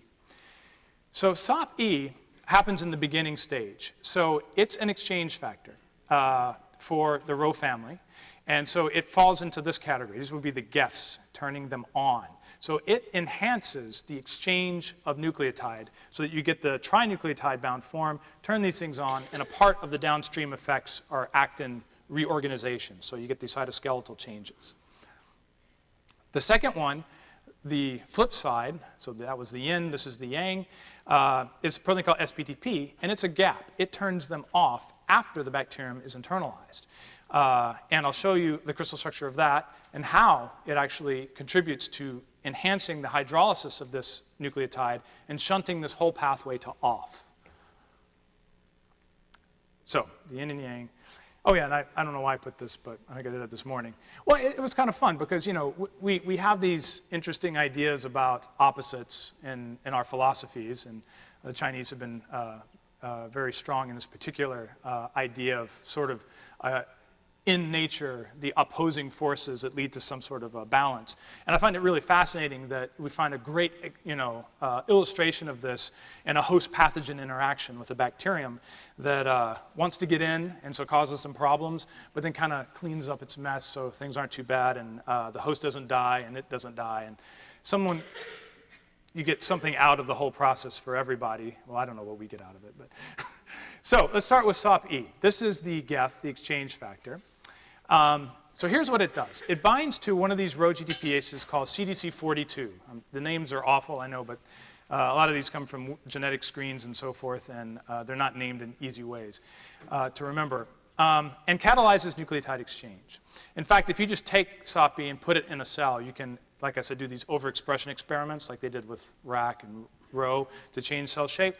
Just making this overexpress in a cell induces all kinds of cytoskeletal reorganization, particular membrane ruffling all over the place. And you can actually, if you take a Salmonella mutant, a bacterium that doesn't have SOP-E, that has trouble getting inside, it's delayed because it usually uses this protein to help it get inside, and you express SOP-E on its own in the cell and then do an infection with these mutant Salmonella, it helps them get in faster. So it's an important factor for helping. So these two cousins, so to speak, they activate the Rho GTPases in a reversible fashion. So they're sophisticated. They're not a nasty toxin. So what we like to ask, because we're crystallographers, reductionists, biologists, is thinking of these things as machines, is how does this machine work? And to do that, one tries to determine the atomic structures. And that's what we did. So here's just a quick illustration of that process. What typically happens in the process of X-ray crystallography to determine a protein structure. The first step is we have to get crystals, or it wouldn't be called crystallography. And that's actually, these days, that's the hardest part of what we do. It used to be that some of the follow-up stuff was a lot harder, the biophysics, but that's been worked out pretty well. On average, you still run into problems, but getting proteins to form crystals that are useful is still very, very difficult. The first thing is you have to get a lot of the protein. A lot of proteins aren't very well behaved. They're biochemically a mess. They precipitate in your test tube. You need a lot of them. You need them at very high concentrations. You need them purified from all the other proteins. So there's a lot of work to be done. And then you have to screen thousands of different reagent conditions and combinations of reagent conditions to try to find the right kind that will knock the protein out of solution, like the sugar crystals I should have told you about. They're available outside, but I forgot to in the first part.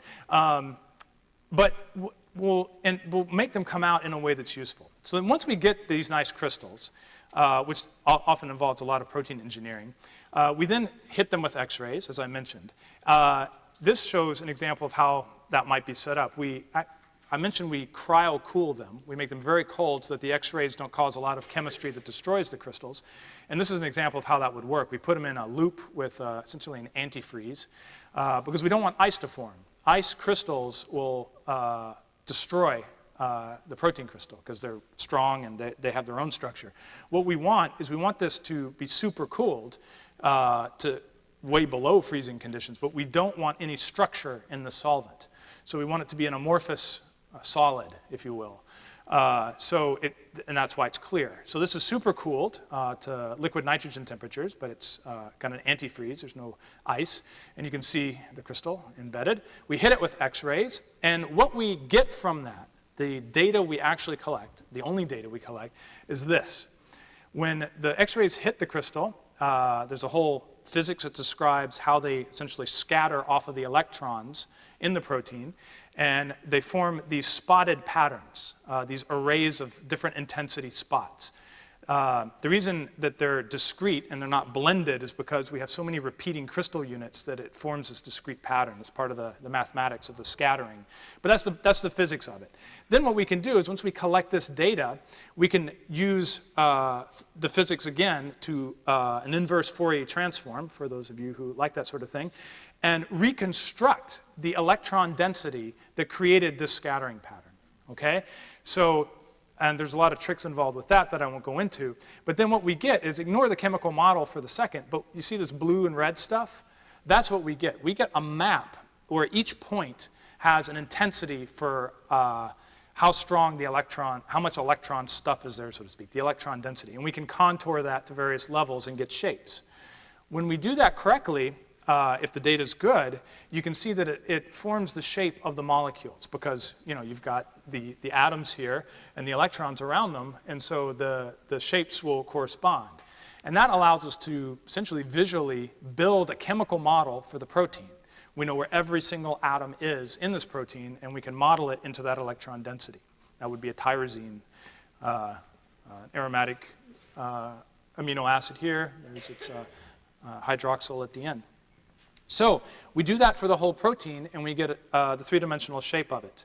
This is just more data. Each one of these has a number associated with it and so forth, but I won't go through all this. There's the cryo cooling. That's the stream. so forth. Okay. Oh, and someone had asked me about, in the question, that's why I do want to just mention this. So this is what it would look like before you build the model. So this is what you actually see. Then you have to build the atoms into this. So this is unlike NMR, for example, one of the other techniques I mentioned. In NMR, you don't get any visual representation of your data to build the chemical model into. In NMR, it's a lot more abstract. You get relationships, distances between atoms, and then you reconstruct the protein from a collection of those. In crystallography, in the end, you get a picture into which you try to build the model. I forget who asked me that, but that's sort of the example. So, okay, back to the bacteria, back to this exchange factor that activates the Rho GTPases to stimulate cytoskeletal changes. The structure of that looks like this, right here in blue. This is SOP-E, the bacterial GEF. I'm not going to go into all the details. It's got alpha helices like proteins. It's got a little beta sheet right here with 2 strands. This loop here, which I'll come back to in the next slide, is actually where all the business is. So the rest of this is all to hold together and position this loop correctly to do what it's going to do. I put here on the side is a comparison to a human GEF.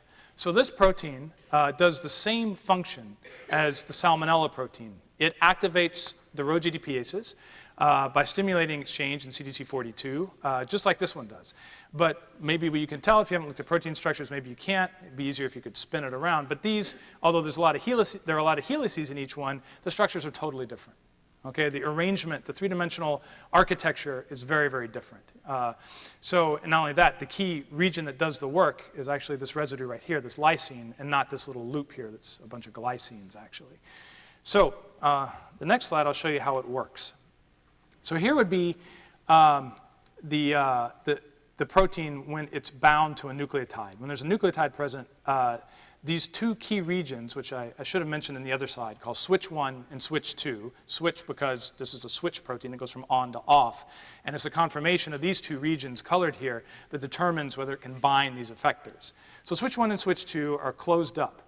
Now, this is when any kind of nucleotide is bound here. So when SOP-E comes in, or that other protein, TM1, from our cells, it splays this open, opens it up. And so the nucleotide basically can't interact with the residues here anymore, the amino acids, the atoms, and it falls out, so to speak, or it's a lot less well held in, and you can exchange nucleotide much faster.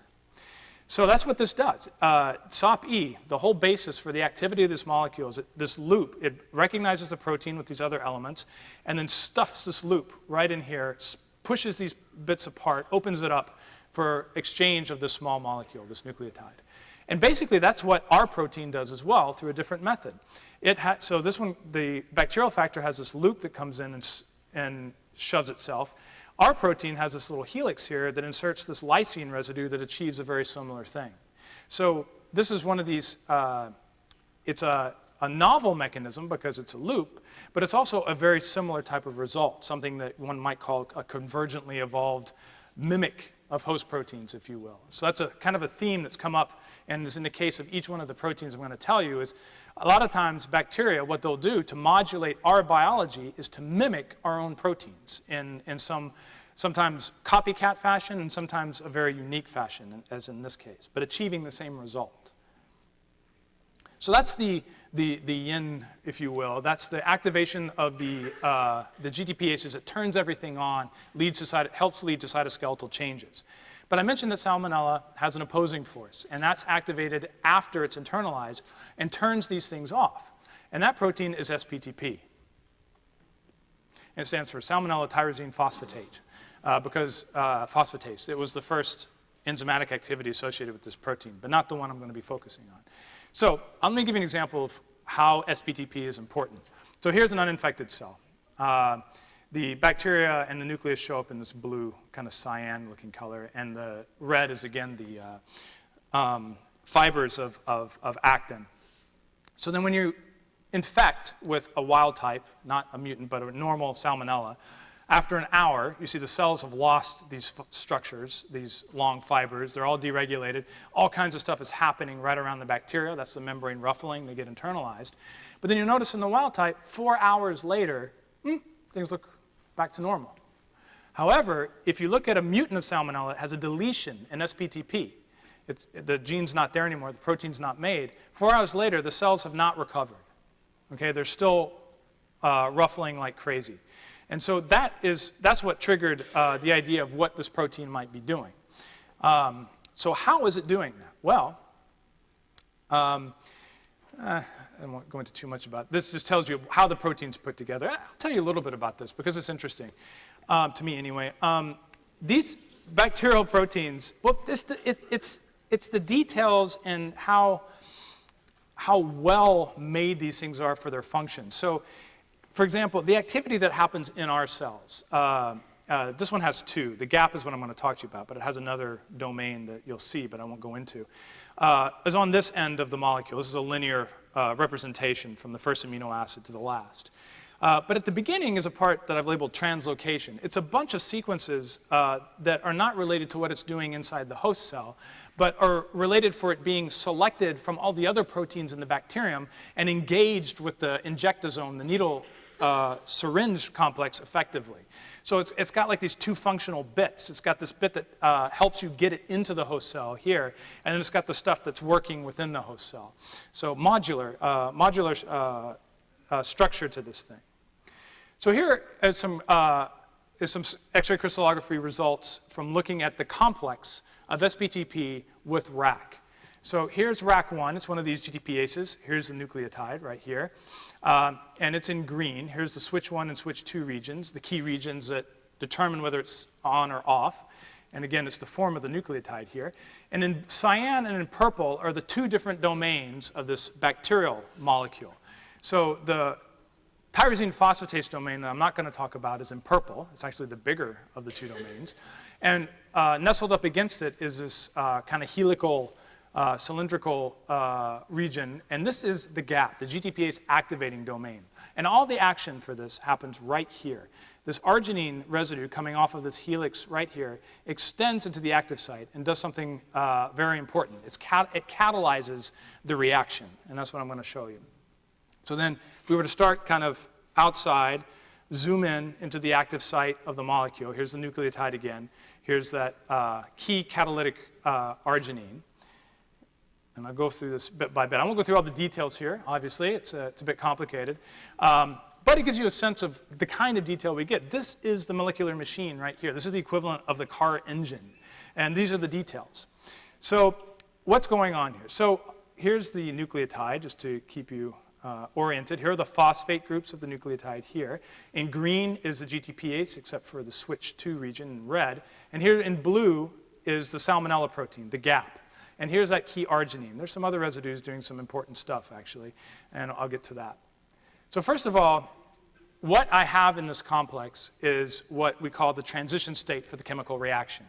So this is a little complicated. We don't have the 3-phosphate version of the nucleotide that would normally be hydrolyzed because we can't trap that, and I couldn't get a crystal structure with it. But what I could do is I could mimic this phosphate with a group called aluminum fluoride. And it sits right here in a fashion chemically very similar to this, so similar that it fools both the GTPase and the bacterial factor to thinking there's a phosphate right there. And so everything comes together in the right way, but nothing can happen because it's not a phosphate that can be hydrolyzed. But that lets us trap it and see exactly what's happening. And that's where all the details come in. So what you can see, if you know, you probably don't know all the chemistry for this, and I've probably forgotten half of it because I haven't talked about this in a long time. This arginine is locking down several key elements that are, if this were another phosphate here, there would be a linked bond here. There's a water molecule that makes nucleophilic attack here, positioned by another residue in the bacterial effector.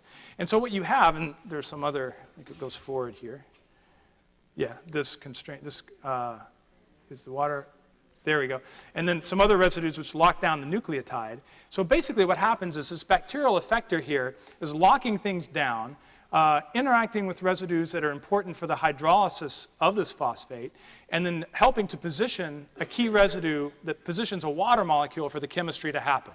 Okay, a lot of boring chemistry perhaps, but this is what happens. This is what actually is involved in turning off the signal that helps the cells recover their normal cytoskeletal structure. And again, this is a mimic of the chemistry we see from our own proteins. And here's sort of a comparison of several factors that do similar things from our cells with the bacterial effector. So this is a protein called CDC42 gap interacting with CDC42. This is a protein called RAS gap interacting with a small GTPase called RAS. And over here is RAC1 from the structure I showed you, salmonella protein interacting here. And what you can see already is that all of these proteins have very, very different global structures. They're put together in different ways. But all of them stick in an arginine residue, just like SBTP does, to promote the hydrolysis, to stimulate the intrinsic hydrolysis rate of these GTPases, turning these molecules off. So again, it's a wonderful example of a mimic of host proteins achieving almost exactly the same thing that our own proteins do, but for a very different and pathogenic purpose. Okay, so that's the yin and the yang of SOP-E and SBTP, which indirectly, okay, so these are things that indirectly are modulating the cytoskeletal structure. It's that big network of things that finally end up leading to these filament formations or not. Now what I want to focus on is a protein called CYP-A. And this is in a different class. It's one of these molecules that directly binds to cytoskeletal proteins, and in particular to actin. So instead of looking at the indirect modulators, we're now focusing on a protein that directly modulates the actin cytoskeleton by binding to it. So the question was, well, let's talk about what CYP-A is. So in the video, again, we come in, again, get through the assembly of the type 3 secretion system, the pore-forming protein. And what we just talked about were the things like SOP-E, coming in here, interacting with RAC, and turning it on. CYP-A does this. It interacts with the green protein actin, and it does so in a way that leads to the formation of these filaments that end up internalizing, creating the membrane ruffles. And I'm going to show you how we came to that model. So here's what we knew about CYP-A before we got involved with it. Again, it has this region modular structure. It has things for delivery of the molecule into the host. So the injectosome recognizes this part, engages with it, and gets it secreted, delivered, translocated. And then the C-terminal region at the end of the molecule is involved in polymerizing actin, making these monomers line up into filaments that structure the cell. So this is an example of if you have actin polymerizing on its own in a test tube, and then you add CYP-A, you can see you get these a lot more filaments, and they're a lot straighter and stronger. They're harder to disassemble. So that was known. It was known that CYP-A could do this, but it was completely unknown how it was doing this. And so we combined X-ray crystallography and electron microscopy, which was a question someone asked earlier, and it's a very good question. And I'll show you how I want to show you how important CYP-A is, actually. So in the case when salmonella infects, here's, again, a comparison of a wild type and a mutant bacterium, except this time it's a mutant in CYP-A. The wild type, you can see the actin cytoskeleton is going crazy right around the bacteria. It's very localized, very intense. But if you knock out CYP-A, so the bacteria no longer have this protein, this gets much less powerful, much less robust, more diffuse, and it leads to an internalization delay, a defect. It takes salmonella almost twice, 3 times as long to get inside a cell. One of the reasons it still can is it's got SOP-E and it's got some other factors that do that, but CYP-A is an important part of the process. So here's what we did. We determined the crystal structure, which is shown in yellow here, and then combine that with EM of actin bound to it. So actin is in red and forms the middle, the core portion of this filament, this strand of actin that polymerizes. And what you see with CYP-A is that it's sort of studding the outside of the filament. And in fact, you see these 2 regions here labeled arms. We couldn't see these in our crystal structures. They were flopping around in the crystals, but we know they're there because of the sequence. And in fact, if we add more sequence back and make them longer, these arms get even longer. And these are connecting different protomers, different molecules of actin in the filament here. So what we ended up seeing this as is a very mechanical model, actually, that we called a molecular staple. So the way we understand this is CYP-A binds and then extends these arms to different actin protomers, kind of locking them down like a staple, helping to enhance and stabilize the formation of these filaments. Because if you remember from that little video I showed you, these things can assemble and disassemble, and there are a lot of regulatory elements to that. CypA is really stapling this thing down, locking it down to make these filaments form. And that's where we got this, this model. And this was very interesting because, once again, we could compare that to one of our proteins and see some similarities and differences. And it's a protein found really at high levels in muscle cells called nebulin. So you can imagine our muscles are very strongly, tightly structured, long types of cells. They have a very robust cytoskeletal structure. And one of the proteins that contributes to that is called nebulin. And it's shown here in an EM image where actin is again in red in the middle. And nebulin is shown here as this long yellow helix. Here you can see it sort of straddling. So it's almost doing the same thing. It's acting as a molecular staple holding together these different actin molecules in the filament. But what you can probably see is that the CypA structure and the nebulin structure are completely different. CypA from Salmonella has a globular fold. It's folded up into a kind of a ball. It's got several helices and so forth. Nebulin is an extended helical molecule.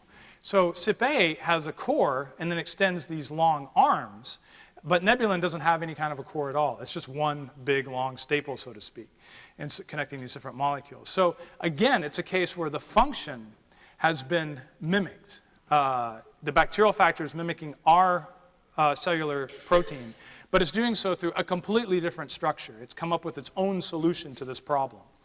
And I really, that's one of my favorite themes in bacterial pathogenesis, because by doing so, the bacteria can often be very subtle and reversible in how they interact with us. They don't have to make a change that is strange and unusual for the cell. They make changes that are very similar to the kind of changes we already make in our own cells. Okay, so those were the three examples. So all of these work together with some other proteins that I haven't gone into to create these extended cytoskeletal changing events. You know, these ruffles that internalize the bacterium, and then finally turning these things off to help the bacterium hide. So then what I wanted to just end the talk with is tell you sort of what we're in the process of doing, sort of our long-term goals. So there's a lot I haven't shown you about the kind of research we do, other examples of how we study these molecular machines, but that's probably enough, I assume. But our long-term goals are to use this in the very way I was mentioning at the beginning. So while all of this biology is really awesome and really fun, we do want to try to make a contribution beyond simply understanding and marveling at nature, but in understanding how these things work, we hopefully can find places where we can intervene and impair the function of these bacterial virulent systems in order to treat diseases caused by these organisms. And we continue to do that by studying a lot of these virulence proteins that are injected into many different species of bacteria. We study E. coli, Salmonella, even some plant pathogenic bacteria. And the thing we've taken on a little more recently, probably even more long-term, is to try to understand how this entire injectosome is put together, what the three-dimensional structure of this is down to the atomic level, to really be able to get a mechanistic model for how this works as an injectosome. How does this function to get proteins across all these membranes and into our cells? But that's very much a work in progress, and I don't have anything good to tell you about that at this point. But that's actually what most of science is. Yeah, so let's develop these. And that's all I have. And questions?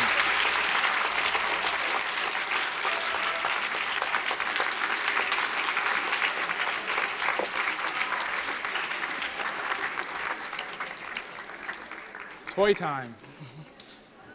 Okay, go ahead. You're on first. Hi, I was wondering, does bacteria have sort of like a timeline? Like, does it stay in the system until it fulfills its purpose, or does it leave when it's over, or does it wait till it's attacked? Or? Well, you know, every different kind of bacteria has a different life program within a host. And so it's hard to make a general statement, except that these interactions have been fine-tuned over hundreds of millions of years. I mean, Salmonella has probably, for example, has been interacting with various animal, reptilian hosts even way, way back. So it's been a lot of time to get this worked out. Because on both sides, our immune system is always trying to do something to get these out or killed, and they're trying to get their own agenda established.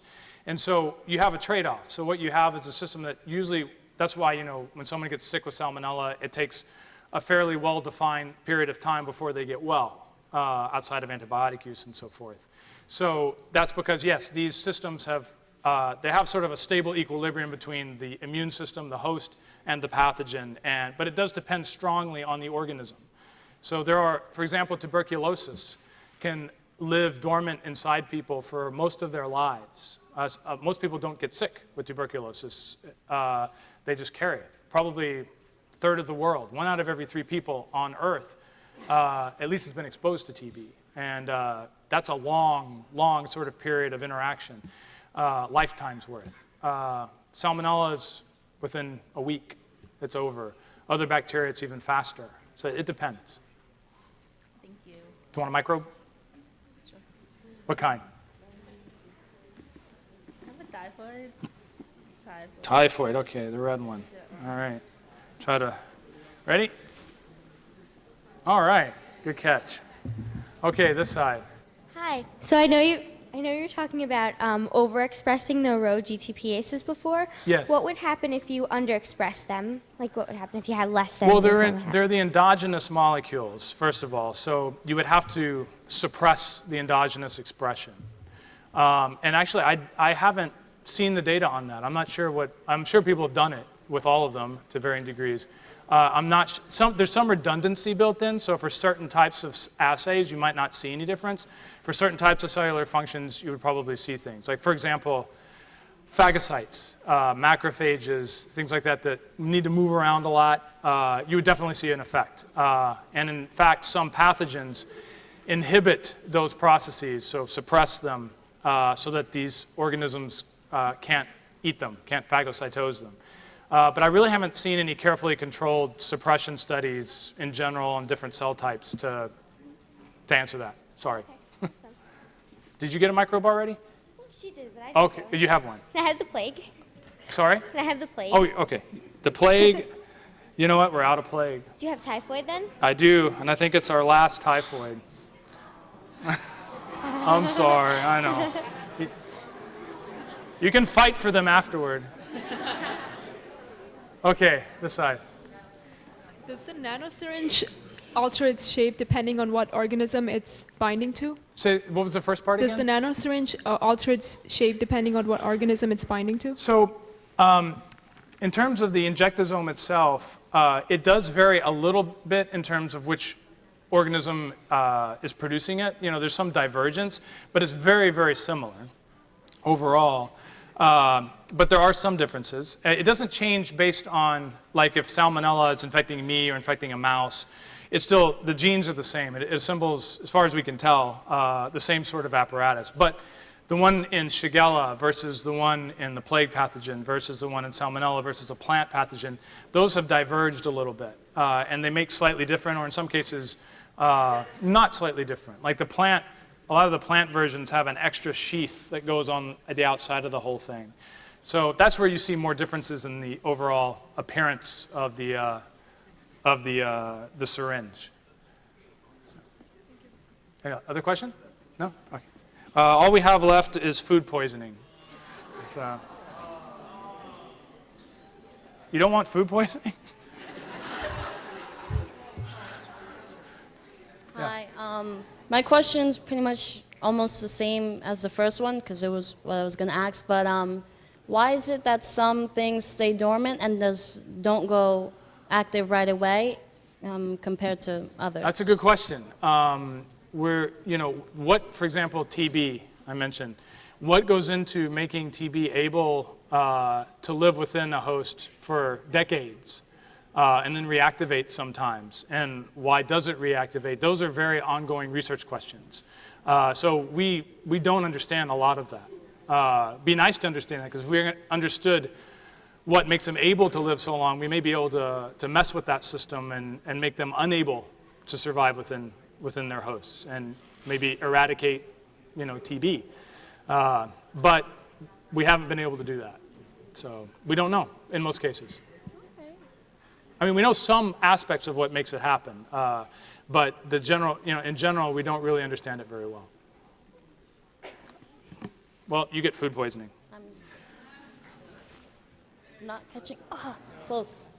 Yeah, I probably should have tried spirals all along, right? Okay. I'm not used to throwing microbes. Do you think the next stage in the research would be therapeutic intervention of bacterial diseases or manipulation of the disease, the bacteria, for medicine? I think most likely is finding some way to treat infection. That's the most likely thing, and that's probably what we focus on. One of the structures here is an enzyme. This is actually from a gram-positive. It's a collaboration we did with another group at Rockefeller. From the crystal structure, we found out exactly how this enzyme works, and it suggested a really interesting idea for how to interrupt the function of this, which is involved in cell wall synthesis, one that hadn't been studied before in the same way. We thought of a way you could make a molecule to block that. And we teamed up with a company that started making these, and we tested them with a group here, Fischetti Laboratory, and they work. They actually can prevent growth of bacteria. The problem is they haven't been very useful therapeutically because when they get in our blood, we have a lot of they're very sticky molecules, a lot of hydrophobic groups, and a lot of the proteins in our blood sop them up, so there's not enough of it left around to target what we want. But that's sort of a medicinal chemistry problem. The actual idea for targeting this thing and how to do it came from our structural work, and we were really happy about that. Hopefully we'll have some more examples. I think that's much more likely than using the syringe to therapeutically help in non-infection contexts. It's my guess, anyway. Okay, thank you. Want a microbe? Sure. Okay, let's see if I can do that. Like a knuckleball. Okay. Every cell membrane has different permeability. So I was wondering, do the syringes of these bacteria actually get used to the permeability of a membrane from generation to generation, or do they simply locate a permeable membrane that they can actually go through? Try it one more time. Sorry. No, I lost the thread of it. So ask it again. Let me see if I can figure it out. Every cell membrane has different permeability. Not all cells are the different same. membranes have different permeability. Yeah. Okay. So do these syringes from the bacteria develop over generation to generation the ability to go through these membranes, or do they simply locate a membrane that they can actually go through? So you mean the host cell that it's infecting? You're questioning whether the different compositions of the cell membrane would affect how well it can translocate these molecules into the cell, and whether there are adaptations to that. Yes. That's an interesting question. One thing I would say is that for a lot of, don't forget that these organisms target usually very specific cell types. They have evolved to work within certain contexts of the body. For example, Salmonella targets epithelial cells in the gastrointestinal tract. And so it encounters a certain type of cell. And that's true for a lot of these. The other thing to remember is that even cells that are quite different often have a lot of their cell membrane composition still fairly similar. And it's not so much an issue of permeability. Permeability to ions and things like that is a totally different issue. We're talking about macromolecules, not small compounds. So we're not talking about ions or even nucleotides or something. We're talking about large entities, proteins. And so the way in which proteins get through membranes is a totally different ballgame than small types of things. It's just a different process, and that's why you need things that actively help their transport in different contexts. So that doesn't completely answer your question, because the other aspect of it is that I just don't know how much of the differences in cell membranes ties into the tropism of the different bacteria. I I don't know if anyone's really looked into that because it's hard enough studying them with the cell types we can culture and we can look at. And we try usually to stick to something that is physiologically relevant as much as possible. And you have to, so I mean, when I show you these cells and I say salmonella does this, a lot of these cells that we use in imaging are weird cells. They're things we can grow and culture over and over again. But if you took cells from your body, most of them would not function that way. You can't just keep culturing them on a petri dish. We've got cancerous cells, actually. Cells that we can keep growing because they're deregulated for their growth. So there are a lot of weird things about them. So when we study these interactions in our very artificial lab environments, there's always a question mark in our heads, if what we're seeing, what happens in the organism, in a healthy cell interacting with a normal, bacterium, or might some of this be an artifact of the weird systems that we have to use because that's all we have. That's the only tools we have, and probably better than nothing. But you always have to question, And there have definitely been cases where, when the effects we see on cells turn out to be artifacts of the kinds of cells we're growing and exposing to the bacteria. Often these involve things that are tied to the fact that we can grow them, like growth regulatory processes in cells. When we start studying those types of things in transformed cancerous cells, you're asking for complications. But in terms of membranes overall, the way I would break it down is the most important thing is it's not a diffusion type of issue. It's an active, large molecule transport.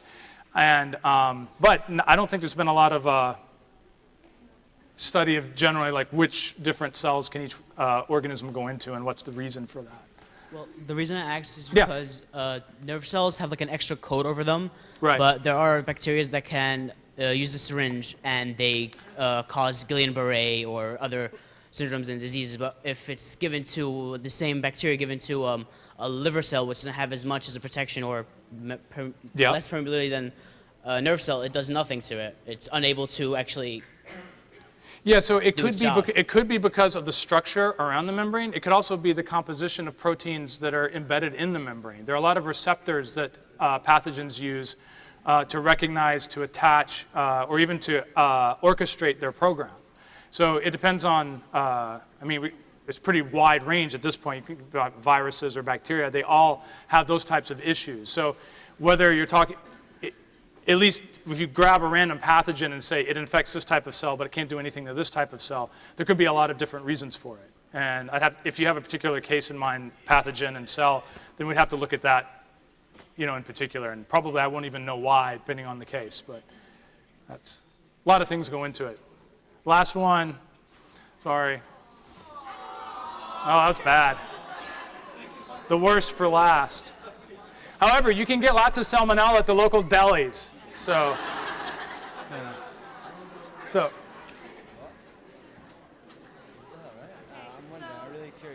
You mentioned that, so I kind of forgot the name. So, like the yin and yang thing. Yeah, so, SOPy, SPDP. Right, yeah. okay. So, basically, it seems to imply that they're like reliant on each other. So let's say you turned off the one that caused the cytoskeleton to change.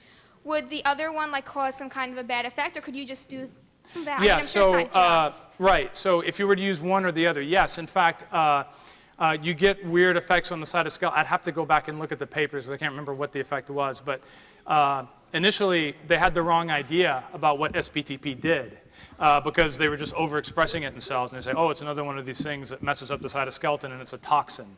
I think that's what it was. I think the cells, their cytoskeleton would get deregulated, they detach from the culture, they die, and they're like, that's what it's doing.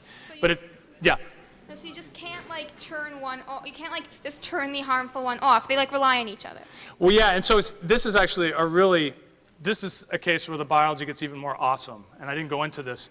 But so one question people had about these two proteins in particular was they have opposite activities, right? So it must be the case that one goes in first and then the other one goes in later. And I probably sort of sounded like that the way I did it. But that's not actually true. They both go in at the same time. Okay? And when that was discovered, people were like, well, that doesn't make any sense. How can you put in two things with opposite activities and, and get these two different effects? here's how it took a lot of subsequent work, but here's how all this was figured out. So it turns out that the first one, SOP-E, it's a lot more active. It just dominates. And so SPTP can't turn things off fast enough. SOP-E's got them on. But it turns out that these proteins use our cells' protein degradation machinery, the machinery that gets rid of proteins, proteolyzes them. We recycle our proteins and everything. And so it uses them for its own purposes. And it turns out that N-terminal region that is involved in the delivery, from the bacteria recognizing and delivery, has a second function inside of our cells. It is like a clock. It leads to the degradation of SOP-E faster than the same region that's on SPTP. And the group that showed that proved it by swapping the domains. And they showed that you change the half-life of each of those proteins in the cell. So it's really clever. The bacteria has come up with a way to use our own system to regulate. So what happens is they both go in at the same time. SOP-E is a lot more active, and so that's what happens. But it's preferentially degraded faster. And so by that time, everything's happened, and the bacterium has come in. And now SPTP, which is a lot longer half-life, is hanging around, and it is therefore available to turn it off. Right, thanks. So that's how it works. Okay, thanks. Here. Yep. All right, hey. So my question is, in the first half of your lecture, you mentioned the fact that non-harmful E. coli can be found throughout the digestive system. Non-what, sorry? Non-harmful E. coli. Say it louder. Non-harmful E. coli. Non-harmful E. coli. Non-harmful. Yeah. Thank you. Yeah, so you said it could be found throughout the digestive system. After 2 coffees, I'm a mess.